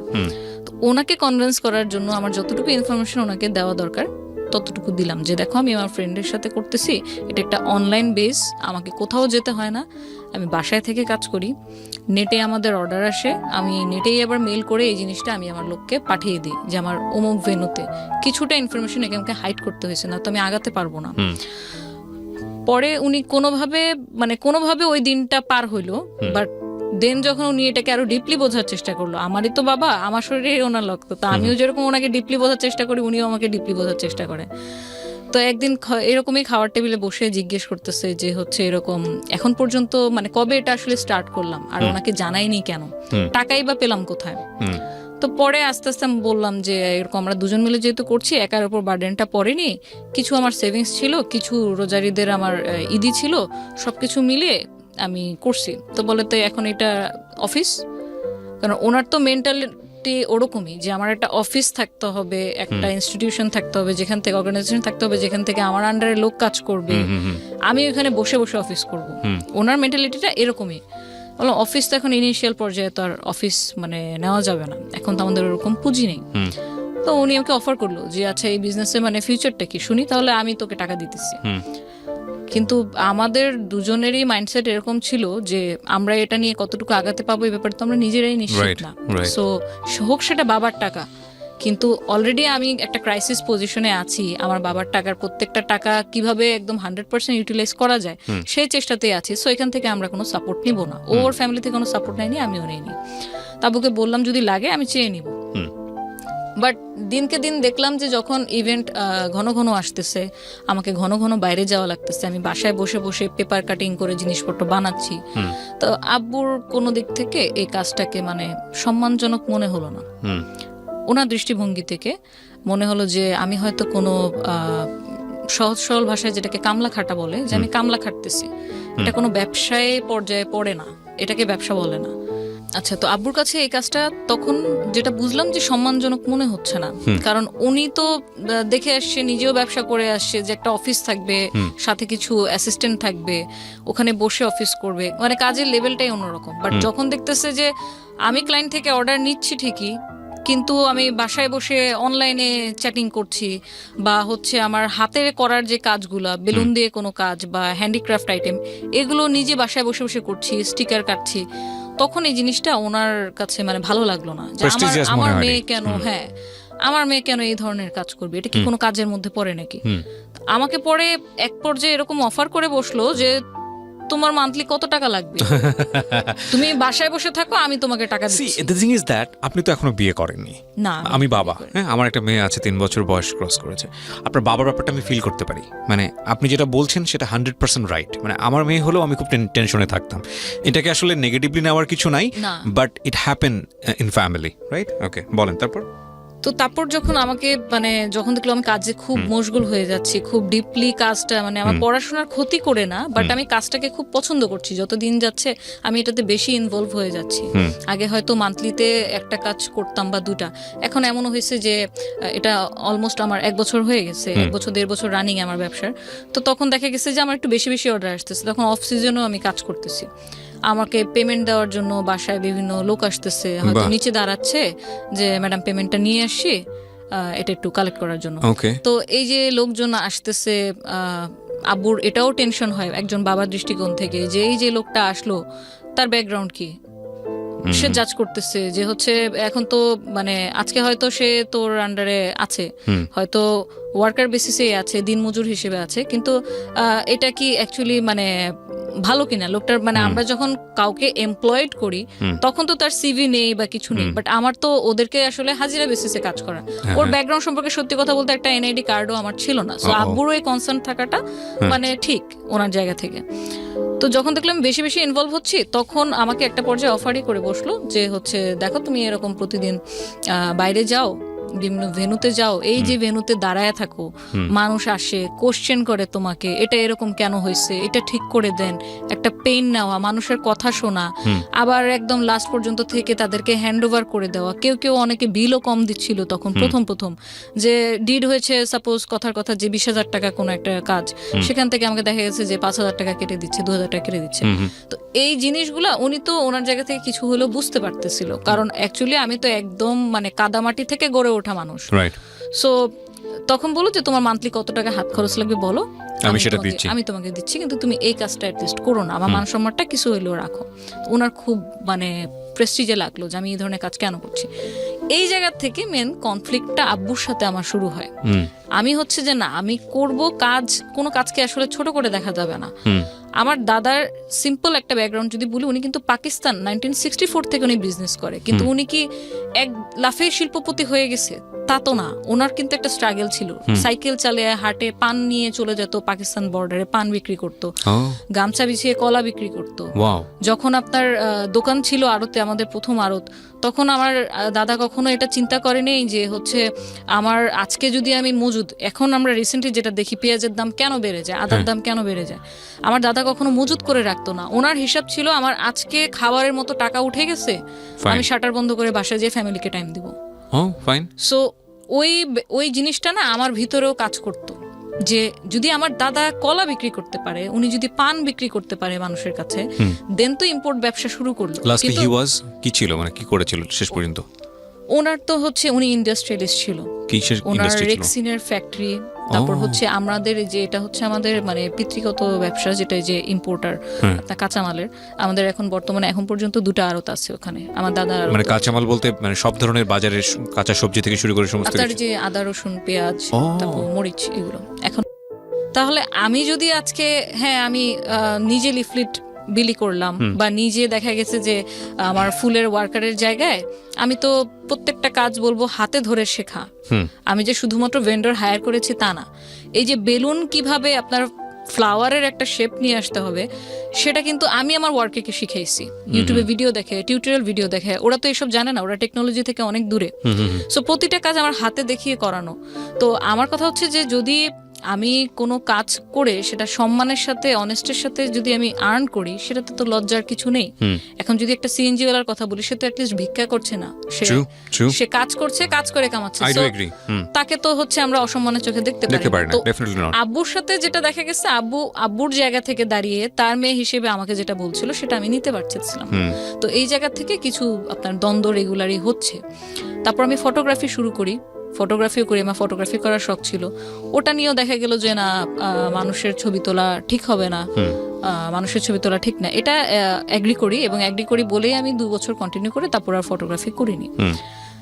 তো দিন যত যেতে থাকে আমার দিক থেকে আপনার মানে স্কোপটা কমতে আসে। আমি এক সময় হতাশ হয়ে যাই যে আমি তো বাসায় তখন অলরেডি মান্থলি কিছু না কিছু দিচ্ছি, দেখা গেছে যে হচ্ছে আমার প্রতি মাসে বাজারটা হয়তো আমি করে ফেলতেছি। এবং মোহাম্মদপুরে যাওয়ার পর থেকে যেটা হয়েছে যে আমাদের ওই যে একটা কেয়ারটেকার থাকার যে একটা ছোটবেলা থেকে বেড়ে ওঠা, ওই কেয়ারটেকার জিনিসটা আর ছিল না। এখন নিজেদের কেয়ার নিজেদেরই করতে হবে। সো যেহেতু মোহাম্মদপুর থাকি, আমি বাজার, কাঁচা বাজার যেটাকে বলে, বাসার সদাই কেনা, এটা আমিই করতাম। আমাকে ছোটবেলা থেকে আমার চাচা চাচি, খালা খালু, মামা এরা বলতো যে এটা তো কুতুবের, আমার আব্বু আর কি কুতুবের মেয়ে না, ও হচ্ছে কুতুবের ছেলে। কারণ ওই যে ছোটবেলা থেকে এই ধরনের কাজ আমি করি। তো বাজারে একদম টোটালি 2010 থেকে শুরু করি, এখন 2020 চলে, 10 বছর ধরে আমার বাসার বাজার আমিই করি এখন পর্যন্ত। তো তখনও কন্ট্রিবিউট করছি, হয়তো কিছু কন্ট্রিবিউট করতে পারতেছিলাম বলে আব্বু একদম টোটালি জিনিসটাকে মানে ডিসএগ্রি করতে পারেনি। আচ্ছা করতেছে করুক, কিন্তু আব্বুর ধারণা এবং সবার ধারণা, আমার বোনের ধারণাও এটা ছিল যে ইভেন্ট ম্যানেজমেন্ট জিনিসটা মানুষ ভালো চোখে দেখে না। তারা ইভেন্ট বলতে ভাবে যে হয়তো আমরা যেটা দেখি বিভিন্ন ফেয়ারে গেলে আপনার রিপ্রেজেন্টেটিভ থাকে কিছু, ফর্মাল ড্রেসে পরা, আইডি কার্ড ঝুলানো, কি লাগবে স্যার, কি সার্ভিস দিতে পারি, এই ধরনের। ওনাদের কনসেপ্টটা অতটুকুর মধ্যে সীমাবদ্ধ ছিল যে দেখ মানুষ তো আর বুঝবে না যে তুই এখানে নিজে ভেন্যুতে মানে তুই মালিক, তুই ডিরেকশন দিচ্ছিস কিন্তু কাজ করতেছে তোর আন্ডারে অন্য কেউ। মানুষ কিন্তু ইভেন্ট ম্যানেজমেন্ট বলতে এটাই ভাববে যে তুই নিজে ফিজিক্যালি ওইখানে গিয়ে হয়তো এরকম সবার সাথে মানে অ্যাজ এ জব টাইপের কাজ আর কি এরকম করতেছিস। তো এটা আসলে আমাদের সাথে যায় না। আমাদেরকে মানুষ কি বলবে, যারা পরিচিত আত্মীয় স্বজন আছে এরা তো এটা ভালো চোখে দেখবে না, ইভেন দেখছে না এখন পর্যন্ত, তুই এটা ছেড়ে দে। তো এরকম বোনের সাথেও দ্বন্দ্ব চলতেছে, বাবার সাথেও দ্বন্দ্ব চলতেছে। আমাকে এটা মানে ম্যানেজ করতে খুব কষ্ট করা লাগছে। ম্যানেজ আমি ততদিন পর্যন্ত করতে পারিনি যতদিন না আমি আরো বড় বড় কোনো কাজ আমি নিয়ে আসতে পারতেছিলাম। কন্টিনিউ আমরা মার্কেটিং করার চেষ্টা করতেছি কিভাবে আরেকটু ভালো কাজ করা যায়।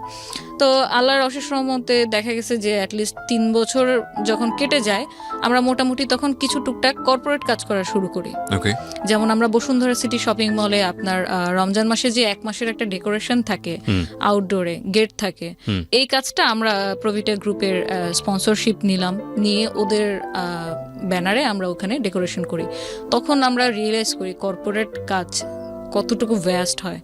মানে আপনার বসুন্ধরার সেই অ্যাডমিন লেভেলে গিয়ে ওনাদেরকে প্রপোজাল দেওয়া, এবং তখন যেটা আমরা ফিল করি যে যেটা বললাম যে আমাদের ডকুমেন্ট ছিল না কোনো, ট্রেড লাইসেন্স, টিন সার্টিফিকেট, এই জিনিসগুলো আমাদের কোম্পানির নামে ব্যাংকে অ্যাকাউন্ট আছে কিনা, এই জিনিসগুলো যখন ভেরিফাই করা শুরু করে তো তখন দেখা গেল যে এই জায়গা তো আমরা ধরা। তাহলে আমরা এখন যে আমরা কাজ করব, একটু কর্পোরেট লেভেলে ঢুকবো, বড় কোনো কাজ করবো, সেক্ষেত্রে তো আসলে ওরকম পেরে উঠতেছি না। তো আমি পরে স্যারদের সাথে কথা বলে কনভিন্স করলাম যে স্যার আমরা আসলে সত্যি কথা বলতে কর্পোরেট কাজ আমরা টুকটাক করেছি, বাট এরকম ভ্যাস্ট লেভেলে এখন পর্যন্ত করিনি। আপনি যদি আমাদের কাজের পোর্টফোলিও দেখতে চান, পোর্টফোলিও দিতে পারি, আমরা হয়তো খুব শীঘ্রই এটা আপনি যেটা যেটা ডকুমেন্ট বললেন আমরা করে ফেলবো। তো উনি খুবই সাপোর্টিভ ছিল, ওনার মেয়ের মতো করে আমাদেরকে বুঝালেন যে দেখো তোমরা যেহেতু করতেছো তাহলে প্রফেশনালি করো, জিনিসটাকে এরকম করলে তোমাদের জন্য বেটার হবে, আরো বড় বড় ভালো ভালো কাজ তোমরা নিতে পারবা। কারণ হয়তো আজকে তোমার সাথে আমি কথা বলে কনভিন্স বলে আমি তোমাকে কাজটা দিচ্ছি, আদারওয়াইজ সবাই কিন্তু কর্পোরেট কাজ এভাবে দেয় না, এই ডকুমেন্টগুলো ডিটগুলো লাগে। তো তারপর আমরা কিছু কর্পোরেট কাজ করার পর যখন দেখলাম যে না, কর্পোরেট কাজ করার পরে বাসার মানে মতিগতি কিছুটা হলেও আস্তে আস্তে চেঞ্জ আসতেছে। যখন বললাম যে আমি বসুন্ধরা সিটিতে আছি মিটিংয়ে, ও আচ্ছা ঠিক আছে ওকে, যখন আব্বু কল দিত, তো যখন বুঝতে পারলাম যে না ওনার মাইন্ডসেটটা এরকম যে কোনো অফিসিয়াল এনভায়রনমেন্টে কাজ করতে পছন্দ করে, তো উনি চায় ওনার মেয়েও ওরকম কোনো কিছু করুক। কিন্তু এই যে ওয়েডিং পার্টি, বার্থডে পার্টি, এই কাজগুলোকে ওনাকে আমি আর মানে কনভিন্স করতে পারলাম না, সেটা যত বাজেটেরই কাজ হোক না কেন। তো এর মধ্যে যখন ক্লায়েন্টদের সাথে ডিলিংসগুলো আমার পার্টনার করে যাচ্ছে কন্টিনিউ, এবং আমিও দেখা গেছে যে প্রতিনিয়তই নতুন নতুন কি ডিজাইন করা যায়। কারণ আমার যেটা মাইন্ডসেট ছিল যে আপনি যদি মার্কেটে একটা কম্পিটিটিভ মার্কেটে ঢোকেন, আপনার প্রোডাক্ট যদি ইউনিক না হয় তাহলে ক্লায়েন্ট কিন্তু আপনার কাছ থেকে প্রোডাক্ট নিবে না। কারণ আপনি যেটা দিচ্ছেন ডিসকাউন্টে, এরকম ডিসকাউন্ট তো আরো 10 জন দিচ্ছে, আরো 20 জন দিচ্ছে, কিন্তু ওই 10 জন 20 জনের সাথে আপনার কোনো একটা জায়গায় পার্থক্য তো থাকা লাগবে। সো আপনার প্রোডাক্ট বা আপনার ডিজাইনটা যদি ইউনিক না হয় সেক্ষেত্রে আপনি টিকে থাকতে পারবেন না। আমি কন্টিনিউ ওই ক্রিয়েটিভ লাইনেই মানে আমার সময় দিয়ে যাচ্ছি, সময় ব্যয় করছি।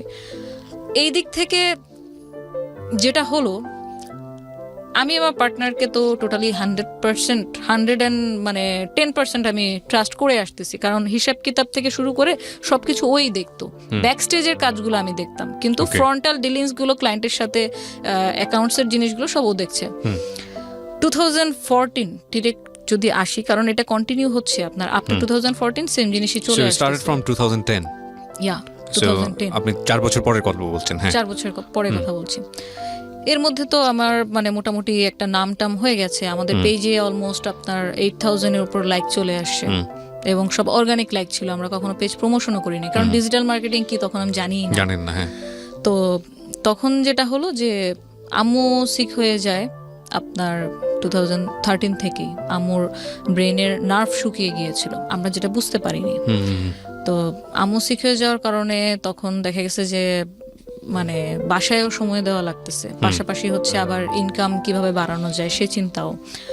বাসার মেজো মেয়ে, বড় বোনের বিয়ে হয়ে গেছে, ছোট দুজন তো আরো ছোট। তো এইসব দেখাশোনাগুলো করা, আম্মুর যে হসপিটালে নিয়ে যাওয়া, ডাক্তার কি কি ফলো আপ দিচ্ছে সেই ট্রিটমেন্টগুলো বুঝে নিয়ে আসা, সেগুলো আবার ফলো আপ করা, সবকিছু মিলে ভালোই প্রেশার যাচ্ছিল। কিন্তু বুঝতে পারিনি যে আসলে সামনে কি ঝড় অপেক্ষা করছে, ওয়েট করতেছে। কারণ আমি কন্টিনিউ কাজের মধ্যে, তো কোনো কিছুর দিকে তাকানোর বিন্দুমাত্র কোনো মানে অবকাশ সুযোগ ছিল পাননি। না। যখন দেখলাম যে একদিন খেতে গিয়ে মানে আম্মু যখন খেতে গিয়ে দেখলাম আম্মু খাবার এখান থেকে বেয়ে পড়তেছে, আম্মু ঠিকভাবে খাও, তারপর দেখি যে না, যে সে যতই ঠিক করে এদিক দিয়ে পড়তেছে। ওহো। যখন আমরা কোথাও বেড়াতে যেতাম, হাঁটতেছি, আম্মুকে যদি এভাবে হাত দিয়ে না ধরি তো আম্মু স্টেবল হতে পারে না, তার ব্যালেন্সটা পিছনের দিকে চলে যায়। তো তখন যখন আমাদের ফ্যামিলিতে 4 জন ডাক্তার, জ্যাঠার সাথে আলাপ করলাম, আমার জ্যাঠা পিজি হসপিটালে কার্ডিওলজি ডিপার্টমেন্টের হেড, তো জ্যাঠার সাথে আলাপ করলাম, বললো যে তুমি একটা নিউরো ডাক্তার দেখাও, ভালো, এটা ব্রেন থেকে হতে পারে। আমরা অ্যাপোলোতে ভালো একটা ইন্ডিয়ান ডাক্তার দেখালাম, ওনার আন্ডারেই পুরো ট্রিটমেন্টটা চলে 1 বছর নাগাদ। যখন দেখালাম তো আমাদের কয়েকটা রিপোর্টের টেস্টের পরে আসলো যে আম্মুর ব্রেনের যে নার্ভটা আছে ওটা আস্তে আস্তে শুকিয়ে যাচ্ছে। নার্ভ তো অনেকগুলা। হ্যাঁ, যেটা আপনাকে কমান্ড করবে যে হচ্ছে আপনি যেটা করছেন এটা ঠিক কিনা, মানে ঠিকভাবে করতে পারছেন কি, বুঝতে পেরেছি। ওই নার্ভটা শুকিয়ে যাচ্ছে। তো যার কারণে উনি রান্না করতে গিয়ে হয়তো একবারের জায়গায় 3 বার লবণ দিয়ে দিচ্ছে। এটা আমরা রিয়েলাইজ করতেছি, উনি করতেছে না। নামাজ হয়তো একই নামাজ উনি 2 বার পড়তেছে, উনি বুঝতেছে না। তো এই জিনিসগুলো যখন খেয়াল করলাম তখন আমরা ইমিডিয়েটলি ডাক্তার দেখালাম, এবং টেস্টের রিপোর্ট যখন এরকম আসলো তখন সলিউশন শুনে আমরা আরো মানে আরেক লেভেলের হতাশায় চলে গেলাম যে এটার আসলে কোনো ট্রিটমেন্ট নেই। তাহলে এটা ট্রিটমেন্ট নেই, সেক্ষেত্রে আমরা এখন কি করতে পারি? তো বিভিন্ন মেডিসিন দেওয়া হলো যে ওনার এটা দিন দিন খারাপের দিকে যাবে, বাট যতটুকু পরিমাণ মানে কম করানো যায়, কন্ট্রোলিং করার জন্য মেডিসিন তাকে দেওয়া হলো, যে তার সাথে ভালো ব্যবহার করা, বাচ্চা সুলভ আচরণ হয়ে যাচ্ছিল দিন দিন, তো তার সাথে ভালো ব্যবহার করা, তাকে এক্সট্রা একটা কেয়ার দেওয়া, সব সময় একটু মানে আগলে রাখা, এবং তাকে টাইম দেওয়া। আমার আম্মুর কিন্তু অলমোস্ট আপনার 40 ইয়ার্সের উপর হয়ে গিয়েছে আপনার ম্যারিড লাইফ। তো এই টোটাল জার্নির মধ্যে কিন্তু আম্মুর কোনো ফ্রেন্ড ছিল না, কারণ আম্মু খুব কনজারভেটিভ ফ্যামিলি থেকে আসে এবং খুবই ধার্মিক ছিল। উনি ওনার ফ্যামিলি মেম্বারকেই সবচেয়ে আপন মানে সবসময় ভেবে আসছে। তো ফ্যামিলির বাইরেও যে কোনো ফ্রেন্ড মেনটেন করতে হয় বা কারোর সাথে আলাপচারিতা করতে হয়, ইভেন বোনদের সাথে, আমার আম্মুরা কিন্তু 10 বোন 4 ভাই, তো ওটাও কখনো শেয়ার করতো না। তো পারিবারিক লাইফে যেটা হয় আর কি, যে বিয়ের পরে যখন একটা মেয়ে অন্য কোনো সংসারে চলে যায়, তখন ভালো হোক খারাপ হোক তাকে ওটাই মেনে নিয়ে চলতে হয়। এখন আমরা রিসেন্টলি দেখতেছি অনেকে অনেক লিগ্যাল স্টেপে যাচ্ছে, ওখানে তো আসলে এটা কাউকে বলাই যাবে না, বললে মানুষ কি ভাববে যে আমি হয়তো আমার মধ্যে কোনো কমতি আছে, আমি হয়তো সংসার করতে পারছি না। তো আম্মুর যত ধরনের এই যে আমাদের ব্যবসা আব্বুর ফল হয়ে যাওয়া, বাসা বিক্রি করে দেওয়া, এই সব কিছু না মানে ভিতরে পুষে রাখছে। এবং এটার কারণটা আমরা যদি ডাক্তার না দেখাতাম এবং ধরতে না পারতাম যেটা নিউরোলজি প্রবলেম, তাহলে হয়তো আমরাও এটা বুঝতে পারতাম না। তো যখন ডাক্তারের কাছে যাওয়ার পর ডাক্তার জিজ্ঞেস করলো যে উনি এরকম কেন, আপনার কি নিয়ে কষ্ট? আম্মু খুব সবসময় হাসি মুখে কথা বলতো যে কই কষ্ট, আমার কোনো কষ্ট নেই, ওরা শুধু শুধু আমাকে এখানে নিয়ে আসছে। তো ডাক্তারও তো জানে যে এই ধরনের পেশেন্টদের সাথে কিভাবে আসলে তাদের কথাগুলো বের করতে হবে। তখন আস্তে আস্তে ওনার সাথে কথা বলতে থাকে এবং ঠিক যে পয়েন্টে গিয়ে মানে শুনে যে আমরা এখন ভাড়া বাসায় থাকি এবং আব্বুর আগে অনেক ব্যবসা ছিল, এখন এই মুহূর্তে আব্বুর ইনকাম কোনো কিছু নেই, তখন সে কান্না করে ডাক্তারের সামনে। That was the main diagnosis, যেটা উনি কারোর সাথে ইভেন শেয়ারও করেনি কখনো, আমাদের সাথেও করেনি, ইভেন আম্মুর কোনো বোনদের সাথেও। আমরা কি করি যে আমার এখন সাপোজ আমার খারাপ লাগতেছে, আমি আমার ক্লোজ যে পার্সন, সেটা ফ্রেন্ড হোক ফ্যামিলি হোক, আমি তার সাথে শেয়ার করবো, দোস্ত আমার এরকম ভালো লাগতেছে না, কি করা যায়? কোনো সাজেশন, কোনো মানে ডিসিশন, কোনো ধরনের কোনো ফিলিংস সে কোনোদিন কারোর সাথে শেয়ার করে নাই। আমাদের এদিক থেকে গাফলতি ছিল যে আমরা এটা বুঝে উঠতে পারিনি যে আম্মুর সাথে এই ব্যাপারগুলো নিয়েও কথা বলা দরকার।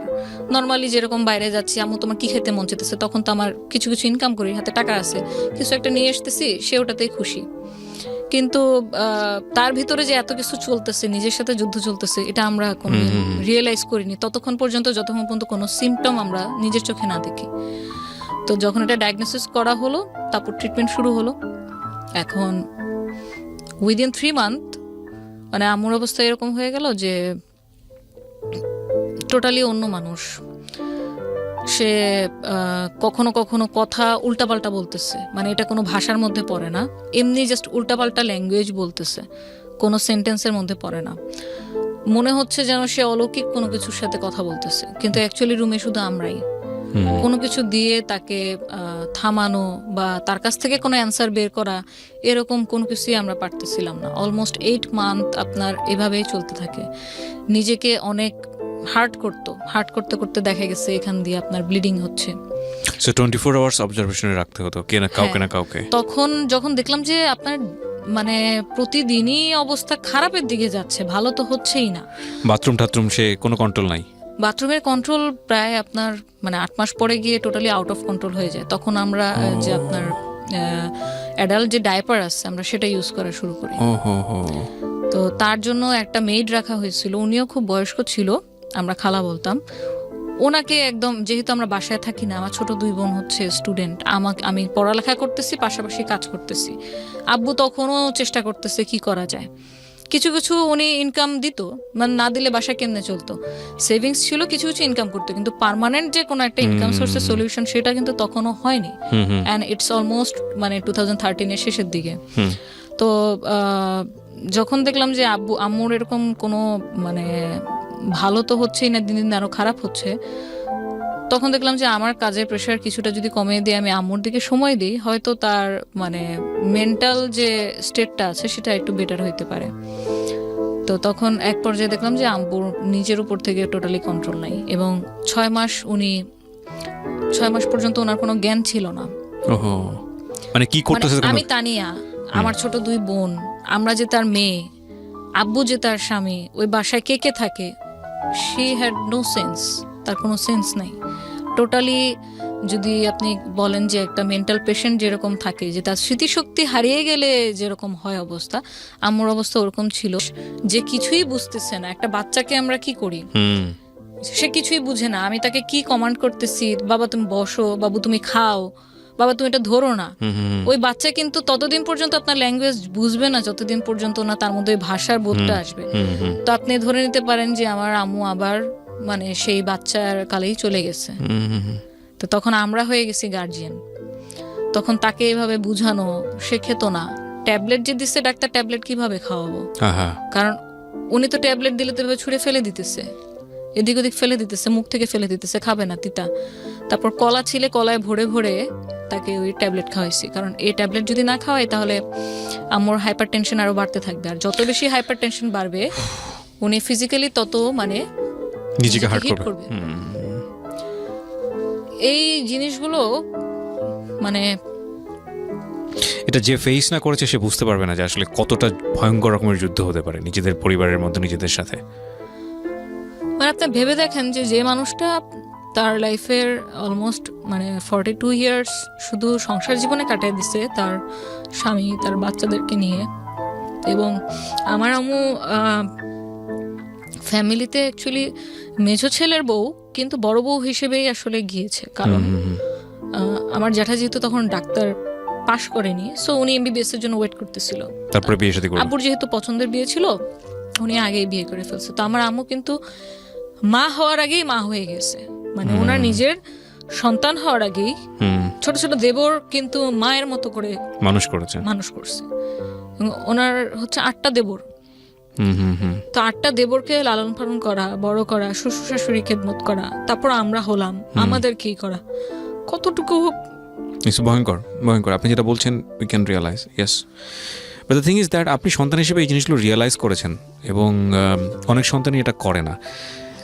আমরা শেষ পর্যন্ত কন্টিনিউ করব। যারা দেখছেন তারা দেখলে বুঝবেন যে আসলে কি অসাধারণ একটা গল্প, কি অসাধারণ একটা জীবনযুদ্ধ এই মেয়েটি করেছে, এবং she is a great successor. আমরা যাই সামনের দিকে, জি প্লিজ। এবং আপনি বলছিলেন যে ওই সময়ই বোধহয় আপনার পার্টনারের সাথে কোনো একটা বিষয় নিয়ে কথা বলতে যাচ্ছিলেন। হ্যাঁ, এটাতেই আসতেছিলাম। তো আমার সাথে যখন এই ট্রিটমেন্ট চলতে থাকে, একদিন হঠাৎ আমরা কিন্তু খুব ভালো কাজ করতেছিলাম। আমাদের অলমোস্ট তখন আমি যদি একটু মেনশন করি, আমরা 100টার উপর ওয়েডিং ইভেন্ট করে ফেলি 4 বছরে, উইদিন 4 ইয়ার্স 100টার উপর ওয়েডিং ইভেন্ট করে ফেলি, এবং বার্থডে প্লাস আপনার 40-50টার মতো হয়ে যায়। আমরা আস্তে আস্তে খুব রিনোন হয়ে যাই, আমাদের রেগুলার কাজ আসতে থাকে, আমরা কাজ করতে থাকি। হয় কি, আমি জাস্ট নিজের লাইফে আমার আব্বুর প্রতিচ্ছবি দেখতে পারতেছিলাম। আমার আব্বু যতগুলো কর্মচারীকে হাতে ধরে কাজ শিখাইছে, সেই কর্মচারীগুলো একটা পর্যায়ে গিয়ে আব্বুর সাথে বিট্রে করছে, এবং এক্স্যাক্টলি সেম জিনিসটা আমার ক্ষেত্রে হয়েছে।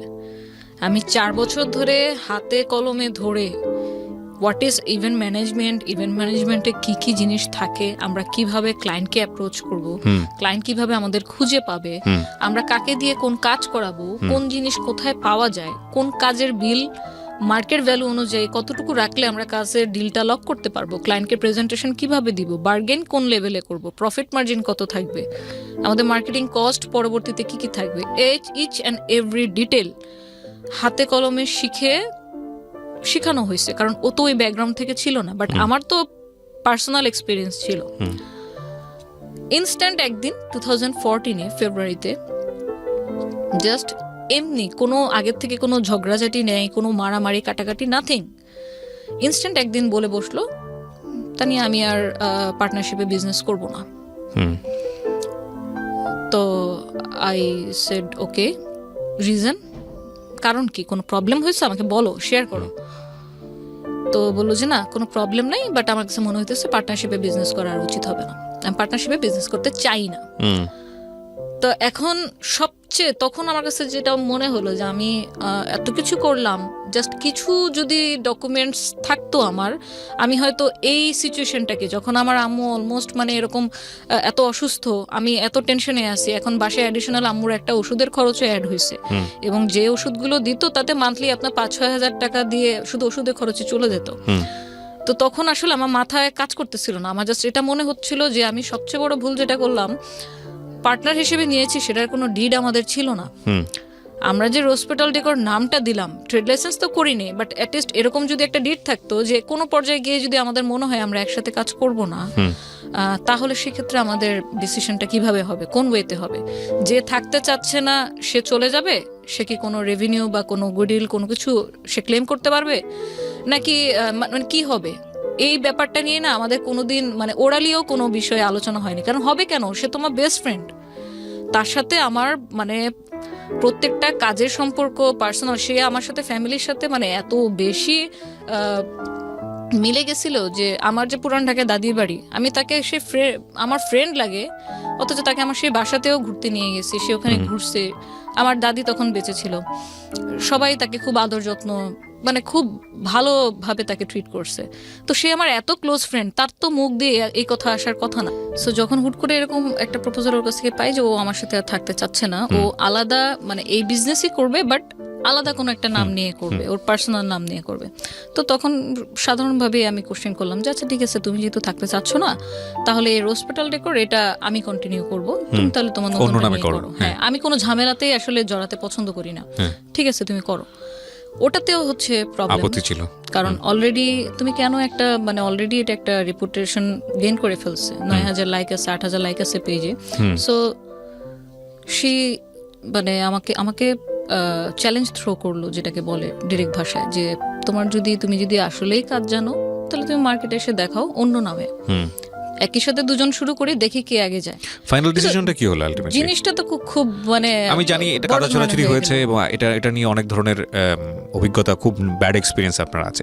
সো রোজপেটাল ডেকোর যেটা আপনি বলছিলেন, ওটা কি আপনারা দুজনে শেয়ার করলেন না বন্ধ করে দিলেন? না, ওটা এখন আলটিমেটলি মিউচুয়াল ডিসিশন যেটা হলো যে ওটা টোটালি বন্ধ, এবং দুটা নাম, এবং আমি যে নামে এখন পরিচিত সিইও হিসেবে, এটা হচ্ছে ভার্সেটাইল ইভেন্ট মেকার। ওরপর আপনি ভার্সেটাইল শুরু করলেন।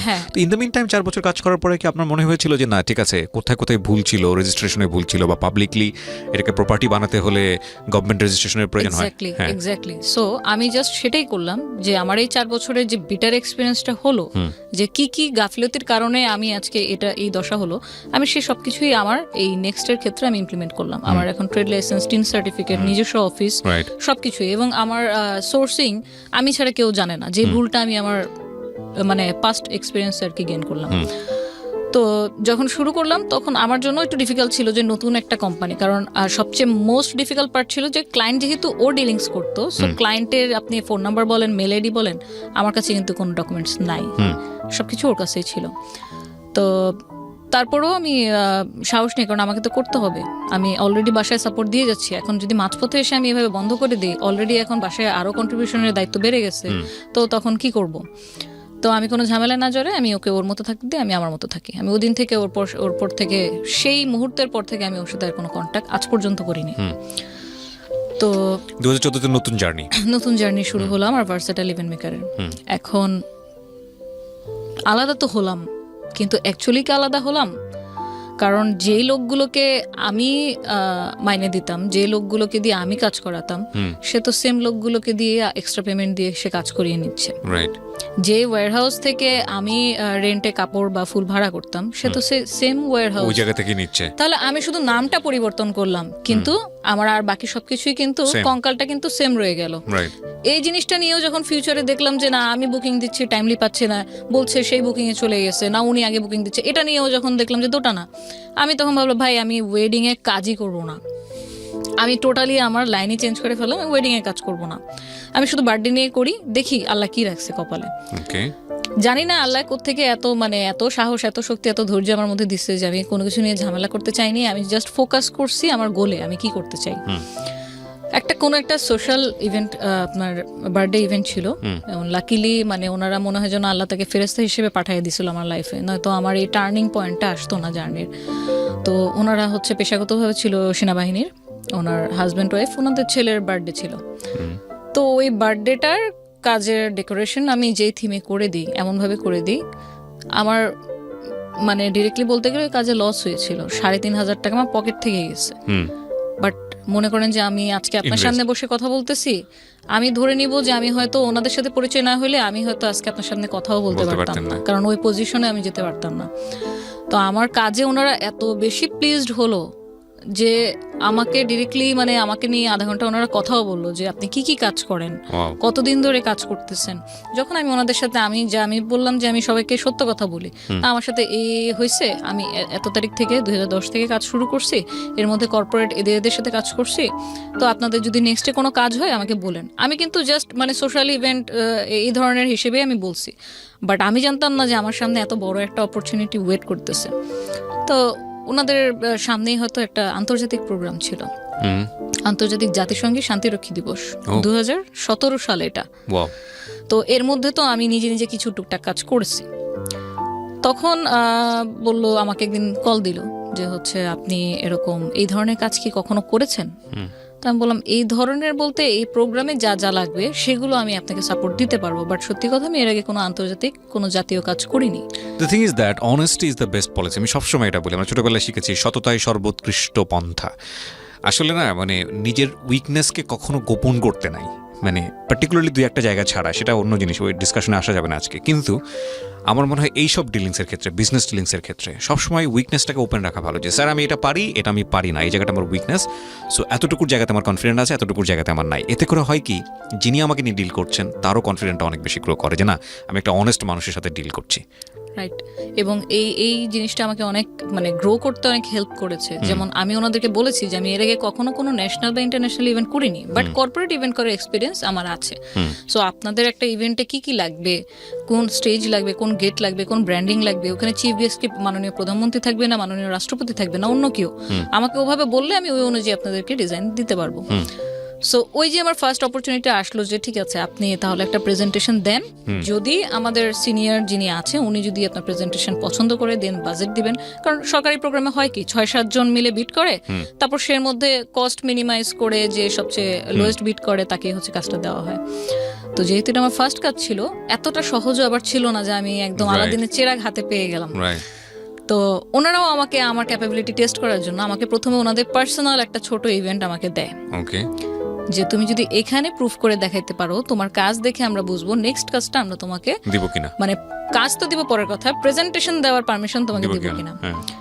সো আল্লাহর অশেষ রহমত যে ওই প্রোগ্রামে 100% স্যাটিসফ্যাকশন আমি ওনাদের কাছ থেকে নিই, এবং আমি আমার 100% 200% আমি দেওয়ার ট্রাই করছি, এবং আই এম ব্লেসড যে আমি ওনাদের মতো গার্জিয়ানই বলবো। কারণ আমার কাছে এখন সেনাবাহিনী একটা ফ্যামিলি হয়ে গেছে, আমার সেকেন্ড ফ্যামিলি। কারণ আমি গত 4 বছর ধরে প্রতিটা ইভেন্ট আমি সেনাবাহিনীর ইভেন্টই করছি। আমি সিভিল ইভেন্টের মধ্যে শুধু বার্থডে ছাড়া আর কোনোটা করিনি। তো তখন আমাকে সিলেক্ট করলো যে আপনিও প্রেজেন্টেশন দেন। তো Okay. ওই যে 2017 থেকে আমি শুরু করলাম ওনাদের সাথে পথ চলা, এবং দীর্ঘ আপনার 1.5 মাস লাগিয়ে একটা প্রেজেন্টেশন বানানো, সেটা বারবার চেঞ্জ করা, ডিজাইন চেঞ্জ করা, এবং আপনি আলটিমেটলি যখন ওই কাজটা পান, 48 ঘন্টা মানুষের চোখের পলক কিভাবে খোলা থাকে এটা আমি ওনাদের কাজ করতে গিয়ে শিখেছি। 24 ঘন্টা আগে আপনাকে ওয়ার্ক অর্ডার দেওয়া হবে, 24 ঘন্টার মধ্যে আপনি 3টা ভেন্যু ডেকোরেশন কিভাবে করবেন এটা আমি ওনাদের সাথে কাজ করতে গিয়ে শিখেছি। তো এই 4 বছরের মানে পেশাগত যোগ্যতায় বলবো যে আমাকে ওনারা জাস্ট মানে ওয়ান ম্যান আর্মি বানিয়ে দিচ্ছে। Wow. তো এখন So যদি you have আমাকে achieved a lot. অনেক অনেক মানে আমি কি বলবো, আমি খুবই গর্ববোধ করি এটা বলতে যে আমি সেনাবাহিনীর কাজ করি, কারণ Definitely. আমার কিছু প্রোটোকলের কারণে এই ধরনের প্রোগ্রামের কোনো ডকুমেন্টেশন কোনো কিছু আমরা মানে পাবলিকলি এটা দেই না। এখানে আচ্ছা। আমাদের কিছু প্রোটোকলের ব্যাপার আছে, হ্যাঁ। যতটুকু দেওয়া প্রয়োজন আমরা শুধু ততটুকুই আমাদের ফেসবুক পেজে দিই। তো অনেকেই ভাবে কি আমার পুরাতন যে ক্লায়েন্টরা যে আপু আপনি কি এখন ইভেন্ট করেন না, আপনি কি ইভেন্ট ছেড়ে দিচ্ছেন, তো তারা হয়তো জানে না যে ভার্সেটাইল ইভেন্ট মেকার হচ্ছে আমার কোম্পানি। সো আমি আর কখনো ওই বিষয়টা নিয়ে আসলে আর মানে বলতে যাই না যে হ্যাঁ করি, কর্পোরেট কাজ করি, বাট আপনার কোনো কাজ হলে বলেন, অবশ্যই করে করে দিব। দেবো, হ্যাঁ। তো আমি খুব এটা প্রাউড ফিল করি যে যেই মানুষটাকে আমি সবকিছু শিখালাম সেখান থেকে যখন আবার আলাদা হয়ে গেলাম, আমি এরকম প্রবলেমেটিক ফেস করার কারণে আমি ওয়েডিং সেক্টরটাই ছেড়ে দিলাম, দেন শুরু করলাম আবার নতুন করে টোটালি কর্পোরেট, তাও বাংলাদেশ সেনাবাহিনীর সাথে। সো ওইখানে কাজ করার ক্ষেত্রে আপনার প্রতিটা বছর 2017, 18, 19 পরপর 3 বছর কিন্তু এই প্রোগ্রামটা আমিই করি। ওকে। এবং 2019 সালেও আপনার এই যে সমরাষ্ট্র প্রদর্শনী যেটা প্যারেড গ্রাউন্ডে হয়, সেখানে বঙ্গবন্ধু স্টল, যেটাতে মাননীয় প্রধানমন্ত্রী সর্বপ্রথম এন্ট্রি করেছিল, ওই স্টলটা আমার হাতে করা, ওটার প্রত্যেকটা ডিজাইন আমার হাতে করা। বিউটিফুল। তো ওইখানে আমরা একটা রেপ্লিকাও করি ইঞ্জিনিয়ার করে। তো এভাবে করে ওনাদের সাথে কাজ করতে করতে না একটা আন্তরিকতা, একটা সম্পর্ক হয়ে গেছে। আমি একটা জিনিস দেখলাম কাজ করতে গিয়ে যে আপনাকে কখনো কোনো প্রফেশনাল মানুষ আপনার এইজ, আপনি কি মেল না ফিমেল, আপনার প্রিভিয়াস এক্সপিরিয়েন্স কি, এই 3টা দিয়ে জাজ করবে না কোনো True. প্রফেশনাল মানুষ। কারণ আজকে আপনি যদি আমার ক্লায়েন্ট হন, আপনি এটা দেখবেন যে আমার ইভেন্টে উনি আমাকে কি দিতে পারবে। সো আমি ব্যাকে কি 1000টা কাজ করছি না 500টা কাজ করছি, কার সাথে কাজ করছি, that doesn't make sense. Yeah, আমি true. আপনাকে কি দিব, দ্যাটস দ্য ডিল। সো আমি ওনাদের সাথে কাজ করতে গিয়ে সত্যিকারে মানে অনেক অনেক অনেক কিছু শিখেছি, এবং আমার লাইফের এই টার্নিং পয়েন্টটা আমি সম্পূর্ণভাবে ধন্যবাদ জানাই যে আমাকে এমনভাবে সাপোর্ট ওনারা দিয়েছে। এবং আমি যে হার্ডওয়ার্ক, ওনাদের সাথে আর্মিদের সাথে কাজ করা এত সহজ না, ওনারা প্রতিটা লেয়ারে যেভাবে কারেকশন করে, প্রত্যেকটা জিনিস যেভাবে ইঞ্চি ধরে ধরে মানে বুঝে নেয়, এটার সাথে মানে টিকে থাকাটা আমি মনে করি যে আমার ভিতরে আল্লাহ অন্য কোনো কিছু হয়তো দিয়ে দিয়েছে। কারণ আমি আমার সমগোত্রেরই অনেক কলিগকে দেখেছি সেনাবাহিনী বিভিন্ন লেডিস ক্লাবের প্রোগ্রাম করেছে, কিন্তু যখন এই বারবার কারেকশনগুলো আসে না, লাস্ট মোমেন্টে যখন 11th আওয়ারে কারেকশন আসে, এই কাপড়টা ভালো লাগছে না, কাপড়ের এই কালারটা চেঞ্জ করে দেন, তখন আমাদের মাথা নষ্ট, কি করব, রিসোর্স তো এখানে নাই। তো আমি যেহেতু হ্যাবিচুয়েটেড, তো আমার মনে হয় যে আমি একটা ব্লেসিং, আমি এটা নিয়েই আগাতে চাই, এটা নিয়েই সামনে করতে চাই। কি হলো মানে এই কাজগুলো আপনার পার্সোনাল লাইফের কি কি চেঞ্জেস আনলো? লাইক আমরা যতটুকু শুনেছিলাম যে আম্মু যখন সিক ছিল 2014-এ, যদি একটু বলি তো 2014-এর মার্চ মাসে, মে মাসের 6 তারিখে আম্মু কিন্তু মারা যান। মারা যাওয়ার আগে যা যা আমরা ডিফিকাল্টিস ফেস করেছি তা আসলে আমি আপনার সাথে একটা না রিকভারি করেনি, এটা একটা প্রোগ্রামে বলে শেষ করা যাবে না, শেষও করা যাবে না আর বোঝানো যাবে না। আমাকে যদি বলেন যে আপনার লাইফের যদি কয়েকটা আপনার থেকে থাকে যে ইনকমপ্লিটনেস একটা বলেন, আমি সেই নাম্বার 1-এ বলবো যে আম্মু যখন তাকে হসপিটালে ভর্তি করলাম, যে না বাসায় কন্ট্রোল করা যাচ্ছে না, বাসায় উনি অনেক বেশি হাইপার হয়ে যাচ্ছে, এবং উনি খাওয়া দাওয়া করছে না বলে ডিহাইড্রেশনে ওনার ঠোঁট কালো হয়ে গেছে।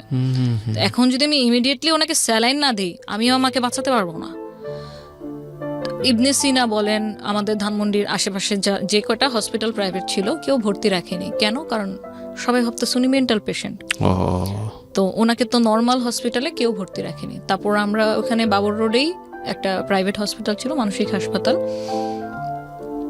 সেখানে আম্মুকে মানে নিয়ে যাই, যে দেখেন দিন ভর্তি থাকে, এবং ওদের যে রুলস রেগুলেশন ছিল যে পেশেন্টের সাথে পেশেন্টের কোনো অ্যাটেন্ডেন্স অ্যালাউ না, কারণ ওইখানে ওনারা আল্লাহ জানে মানে এমন ভাবে ট্রিট করে পেশেন্টের সাথে যেটা মানে অ্যাটেন্ডেন্সটা দিতে পারবে না।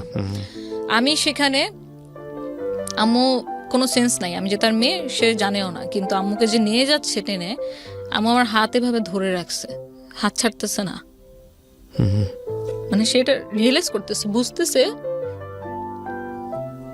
যে কোথাও যাচ্ছে।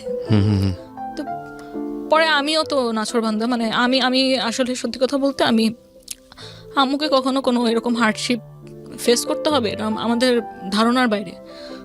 হুটহাট সব কিছু চেঞ্জ হয়ে গেল লাইফের, সব এভরিথিং। 7 দিন এখানে ভর্তি থাকার পর প্রতিনিয়ত ইনজেকশন পুশ করতেছে, স্যালাইন দিচ্ছে, খাওয়ানোর চেষ্টা করতেছে। কিছু কিছু ভালো মানুষ থাকে যে আপনার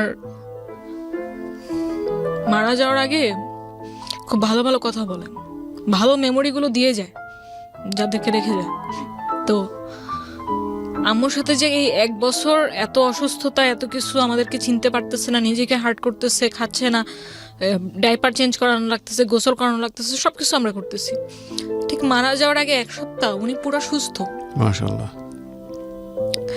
উনি চিনতেছে, ওনার মধ্যে কোনো হাইপার টেনশন কাজ করতেছে না।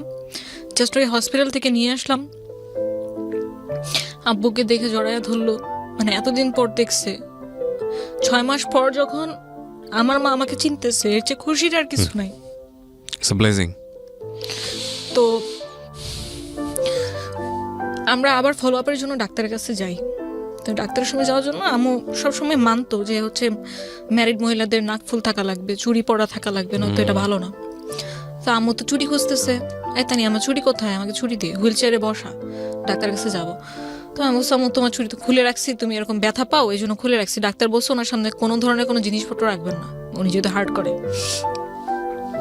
বলছে আচ্ছা ঠিক আছে, তাহলে আমি বলছি আমি তোমাকে চুড়ি আইনে দিব না, তো আমাকে কবে কিনে দিবা? কিনে দিব, আমি কালকে চুড়ি কিনে দিব। আচ্ছা ঠিক আছে, তারা এখন কিছু একটা দাও। পরে আমাদের ব্রেসলেট খুলে আমাকে পরাইয়া দিছি। তখন আর ভিতরে যাইনি যে চুড়ি বের করব। এই কালকে যে আমার লাইফে আর কোনোদিন আসবে না, এটা তো ভাবি নাই। আমি জাস্ট পরের দিনই আমি একটা বিল পাইলাম আমার কাজের, ভালো অঙ্কের টাকা ছিল। আমার দুলাভাইকে নিয়ে বসুন্ধরা সিটিতে গেলাম, গোল্ডের দোকানে চুরি কেনার জন্য। চুড়ি কেনার জন্য। এখন আম্মুর যে ফিজিক্যাল প্রবলেমগুলো হচ্ছিল, এটার জন্য আমরা আবার বাসায় ফিজিওথেরাপিস্ট অ্যাসাইন করি, যে ওনাকে কিভাবে হাত এরকম করা যাবে, পা ব্যায়াম করানো, মুখের ব্যায়াম করানো, এই জন্য ফিজিওথেরাপিস্ট হায়ার করি। ওটাও চলছিল ভালোই। তো হঠাৎ করেই কেবল গোল্ডের দোকানে ওই দিন কেমন যেন একটা অশান্তি লাগতেছিল। আমি কিন্তু